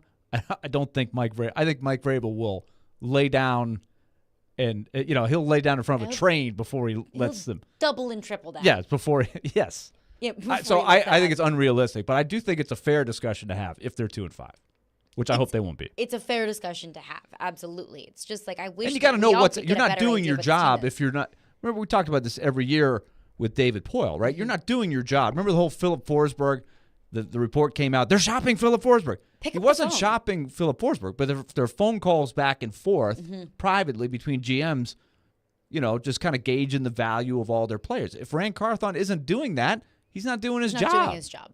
You at least have to pick up the phone. Sure, it does just not say mean what's that out there. moves It are doesn't mean imminent. you're saying I got to trade these guys. I got to trade them. But you're gauging. Hey, would you be interested? What would you give up for this or that? If the New York Jets offer a first-round pick for Ryan Tannehill, Right. You always factor in the zany enjoy GM. Manhattan. Right. Thanks for everything you've done, Ryan. Love you, but we hate to see you go. Love ya, but welcome to Nashville, Marvin Harrison Jr. Coming up next, what Willy saw from the Predators last night in the first game of the season. Slow start, but this team's got fight in it. Caroline, Willy, D-Mase, 102.5, 106.3 The Game. Whether it's college football, players might end up not going to Alabama or Georgia, or the NFL, I think that this team wins the AFC South. Trevor knows. Join ESPN's Trevor Maddich every Tuesday at 4:30 on Stillman and Company as he gives his opinions on the latest from the gridiron. I'm going to the team where I can get a ring. Trevor Maddich brought to you by Houston Clinic Orthopedics, where experience matters, on 102.5 and 106.3 The Game and the Game Nashville app. Attention all fire protection, commercial plumbing, and HVAC experts. Jarrett Companies are looking for experienced field technicians like you. Tired of working for your large corporate employer? Work for a company where you're more than just a number. Jarrett's Fire Protection, commercial plumbing, and HVAC divisions are owned and operated by Nashville natives who want you to grow with their amazing team. Hi, I'm Jason Jarrett, owner of Jarrett Companies. I'm looking to hire experienced experts and will offer a sign-on bonus of up to $5,000 for certified professionals. In addition to our great benefits that include a 401k match, PTO, and top pay with annual bonuses, we'll also provide you with top-of-the-line tools, trucks, and equipment that you need to grow your career. Our customer base is large and our business is booming with many opportunities for advancement. Give us a call or go online to JarrettCompaniesInc.com and apply today to become a member of our family and protect our community. That's JARRETT CompaniesInc.com. Jarrett Companies, where we are above and beyond industry standards. Hey, are you seeking relief? Maybe you just want to enhance your day or night. Did you know there are legal THC products available right here in Tennessee? Yeah, really. You can have legal THC products shipped directly to the comfort of your home. Yes, comfort in cannabis is only a website away. Visit greentreescompany.com. That's Green Trees with a Z, and change your life today. Teddy's Tavern, downtown's newest bar with an old Nashville feel, is conveniently located across the street from Bridgestone Arena and just blocks away from the pedestrian bridge. Get a taste of the new brunch menu to fuel your Titans Day pride on game day. Pre-game specials from 9 a.m. till kickoff when the Titans play at home include 2-for-1 draft beers, mimosas, and Bloody Marys. Teddy's Tavern is where you want to be before every Titans home game, so come downtown early and meet me at Teddy's. Are you drowning in credit card debt? Want to get cash out of your home's equity? Loan Pronto can do it now in less than a week. Hey, Willy Donick here. That's right. Loan Pronto's Equity Express line of credit just got even faster. You can get $50,000, $100,000, even $200,000 in as little as 5 days. You don't even have to touch your primary mortgage. You can keep that 3% rate intact. Get just the money you need and pay off all those credit cards or get that home improvement project started. With this revolutionary program, you can access up to 90% of your home's value, and in most cases, there's no appraisal. Stop paying insane interest rates to the credit card companies and get tens or even hundreds of thousands of dollars in cash in as little as 5 days. Call Loan Pronto now for the even faster Equity Express line. 615-499-5780. That's 615-499-5780 or go to loanpronto.com. 615-499-5780. Equal Housing Lender, NMLS 1661781, subject to lender approval. We gather together in communities across the nation to remember and honor, to celebrate and support, to light the night. We are LLS, and when we walk, cancer runs. Find your local event at lightthenight.org. Actor Portrayal, based on a real patient experience. I'm Mike. I'm a husband, proud father of 2, work my butt off 6 days a week, some nights too. When my family or my company needs me to make it happen, I make it happen. But a few months ago, I started having trouble making it happen, in the bedroom. I tried some pills online, but they didn't work. Honestly, I thought about throwing in the towel on my sex life, but I'm not that old. I still want to enjoy intimacy with my wife. Like that poet said, I don't want to just go gently into that good night. So I went to the Tennessee Men's Clinic in Franklin. Got some lab work done, was prescribed some meds, and wow, it made it happen. I can't say enough about them. Their providers took care of me, followed up, and made sure I had a treatment plan that actually works. It's awesome. If I were you, and you're like me, I'd give them a call today, 615-208-9090, or go to TennesseeMen'sClinic.com. If you're like most guys, they'll make it happen for you too. Visit our website to learn more, including side effects, treatments extra, results vary. This is Caroline, Willy, and D-Mase on 102.5 and 106.3 The Game and the Game Nashville app. Wakey, wakey, exit vakey. This is game one. You're on the road. You can't wait until you're at Bridgestone Arena to wait for the crowd to get you into it. This is game one. You got a lot of young players in the lineup. You got a team that's missing their best player right now. I don't see why you wouldn't be fired up. You got to be skating at least. They're not even pounding their legs. You should be ripping the door off the hinges, excited for a new season to make a difference for your new coach. It's unacceptable for Nashville. I know Yossi gets called in the penalty. We agree it was chintzy. It was a chintzy call, but there's some frustration there, and there should be. They got to play better than that. He wants to bench guys already. Well, listen, let's go. 20 When are you going to start? You're going to wait till game 20 to be out of the playoffs. Spicy PK Subban last night. But you know what? I didn't think he was wrong. He was dead on right. Dead on right. And Andrew Burnett said the same thing when he did the on-the-bench interview about halfway through the period. He said, I wrote down the word that he said because I want to get it right. He said jittery. He said, we're jittery. We're on our heels. And that's exactly Playing what like it's the first game of the season. Exactly what PK was saying there. He's spot on. They weren't, when you're jittery and you're on your heels, you're not moving. You're not loose. They weren't completing easy passes. They were just all over the place. They were very fortunate to be down only 1-0 at the end of the first. And then after that, they started playing some pretty good hockey after that. It started playing with more confidence, more speed, less of the, oh my gosh, we're in Tampa Bay playing a really good team. I felt like they tucked their tail between their legs a little bit in that first period. And then in the second and third periods, it was like, okay, now we're playing the game that we've been playing our entire lives. Now we're starting to feel a little bit. And in the first period, I'm thinking, man, that's a coaching thing, that they just don't look quite ready to play. But in the second and third periods, it felt like, all right, we're woken up and we're ready to win this game. And that game really was in their hands to win. I thought they played well.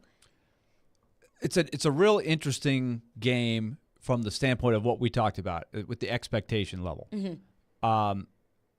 It's one game out of 82, but you probably come out of that game thinking it depends on what you expect from this team. If you're sitting there going, okay, how did the young guys do? Did any of the young guys make impacts? And I'm not as worried about whether they win or lose the game. Then you come out of there saying, hey, Juuso Parson made a big-time move to score. Tommy Novak made a big-time shot to score a big power play goal. Mm-hmm. Some of the other guys, some of the other younger guys were a little more up and down, didn't make as big of an impact. But you're finding some things out. If you're saying, I want to see if this team can get into the playoffs, then you're probably saying, look, you took the lead in the third. You came back and tied it after Tampa Bay went ahead. But ultimately, they took some penalties there that gave Tampa Bay the chance to win the game with their best suit, and that is their number one power play. That won the game for Tampa Bay. That group of five is the same guys they've had for a long time, and they are absolutely lethal, and the Predators could not handle them. When it was 3-3 and they called the high stick on Jeremy Lauzon, was that was a weak call. A little ticky-tack call? Could you have – did he really even hit him with the high stick? I don't know that he did. I went back and watched it, and the angle wasn't great because it was head-on, so I couldn't really tell if there was contact. But I see it. It's not out of left field, but – did Connor Sherry embellish that? Absolutely he did. But, sometimes that happens. That's frowned upon in the NHL. It's not soccer. But that probably sold the call. And Ryan Callahan correctly, I think, said that. But, look, you got to find a way to get a kill there to stay in the game. So there were some good things. At the end of the first period, I was thinking, oh, man, here's the 5-0 route that shows the kids aren't ready. Mm-hmm. They're not on the same page with the system. But so it gave me some some real encouragement that they fought their way back. And I think confidence-wise, they come out of there saying, okay, 5-on-5, you look at the analytics, you look at the scoring chances, 5-on-5, they end up with the upper hand in Tampa. And the last couple times they've been to Tampa, I'm here to tell you, the analytics, nothing went well. Nothing was even close to that. So that was something to build on there. Now, the first 5 games, as we talked about, they're playing all teams that were in the playoffs last year. They're playing some heavyweights. Mm-hmm. The Kraken probably aren't a heavyweight, but that was a 100-point team last year. They had a heck of a team. Mm-hmm. They beat the Avalanche in the playoffs last year. That's who's coming to town tomorrow. Good test. But you could be, like PK was saying, if you don't get it going here early, you're looking at, 1-4, 0-4-1. That you don't want that. That's a hole. So it's important that they get on the same page and find some ways to win here, and hopefully that's coming. It's a long season. Yeah. There's going to be some ebbs and flows and highs and lows and really fun periods and maybe some tough periods where this team's going to have to learn a whole lot of lessons. But at least just looking last night, Juuso Parssinen, Tommy Novak, Ryan O'Reilly. I felt like that was just the teeniest, tiniest sample size of how this team's going to win games throughout this season. You're going to get production from the young guys, which is what you want. This is what Barry Trotz and what Andrew Burnett want. They want the young guys to get experience, supplemented by the older core and the new piece of the serial winners that Barry Trotz has brought in. I would say let's use the Lightning as a litmus test. The last couple times they've been to Tampa, late in the season 2 years ago with a playoff team. Mm-hmm. Last year, early in the season, when it was the dad's trip. So this is before they were out of it. Yeah. Basically the same group. Tampa Bay was able to completely neutralize the top line of the Predators. Pick who you say. I don't know who it was that particular night, but Duchesne, Johansson, that group. Mm-hmm. They could neutralize them. The number one line last night was Forsberg, O'Reilly, and Parssinen. You look at their numbers at the end of the day, they were fantastic. Not only did they score, Parssinen scored one. Yeah. O'Reilly made the great play. Forsberg assisted on both of them. That was a dynamic line. That is really encouraging to me because Tampa did not neutralize them at all. So that's something to build on there. Absolutely. Absolutely. Yeah. And Ryan in Nashville Texans says last night showed how a real head coach can right the ship after a bad period. I think that's encouraging. You're not always going to have flawless periods where you look like you're neck and neck with the Tampa Bay Lightning, but as long as you can come back from it, as long as you can acknowledge what's going wrong and reverse it and then get back on the right track to give yourself an opportunity to win, I'll take that. I'm curious what not only Andrew Burnett, but the leaders, O'Reilly, Yos, obviously Yos is the captain, right? Right. Yossi, O'Reilly, McDonough, what they were talking about to the young guys at the end of the first period. That would be interesting to me to know because it did seem like they settled in and started playing a lot better. It wasn't the first day of school nerves anymore. Yeah. It was like all right. Hey, man, these guys, they put their skates on just like we do. Let's play loose. Let's get after it. Let's play. Yeah. Home opener tomorrow. So Bridgestone tomorrow. Smashville tomorrow. Be there. As Terry Crisp said, we will see you at the rink. Still in a company.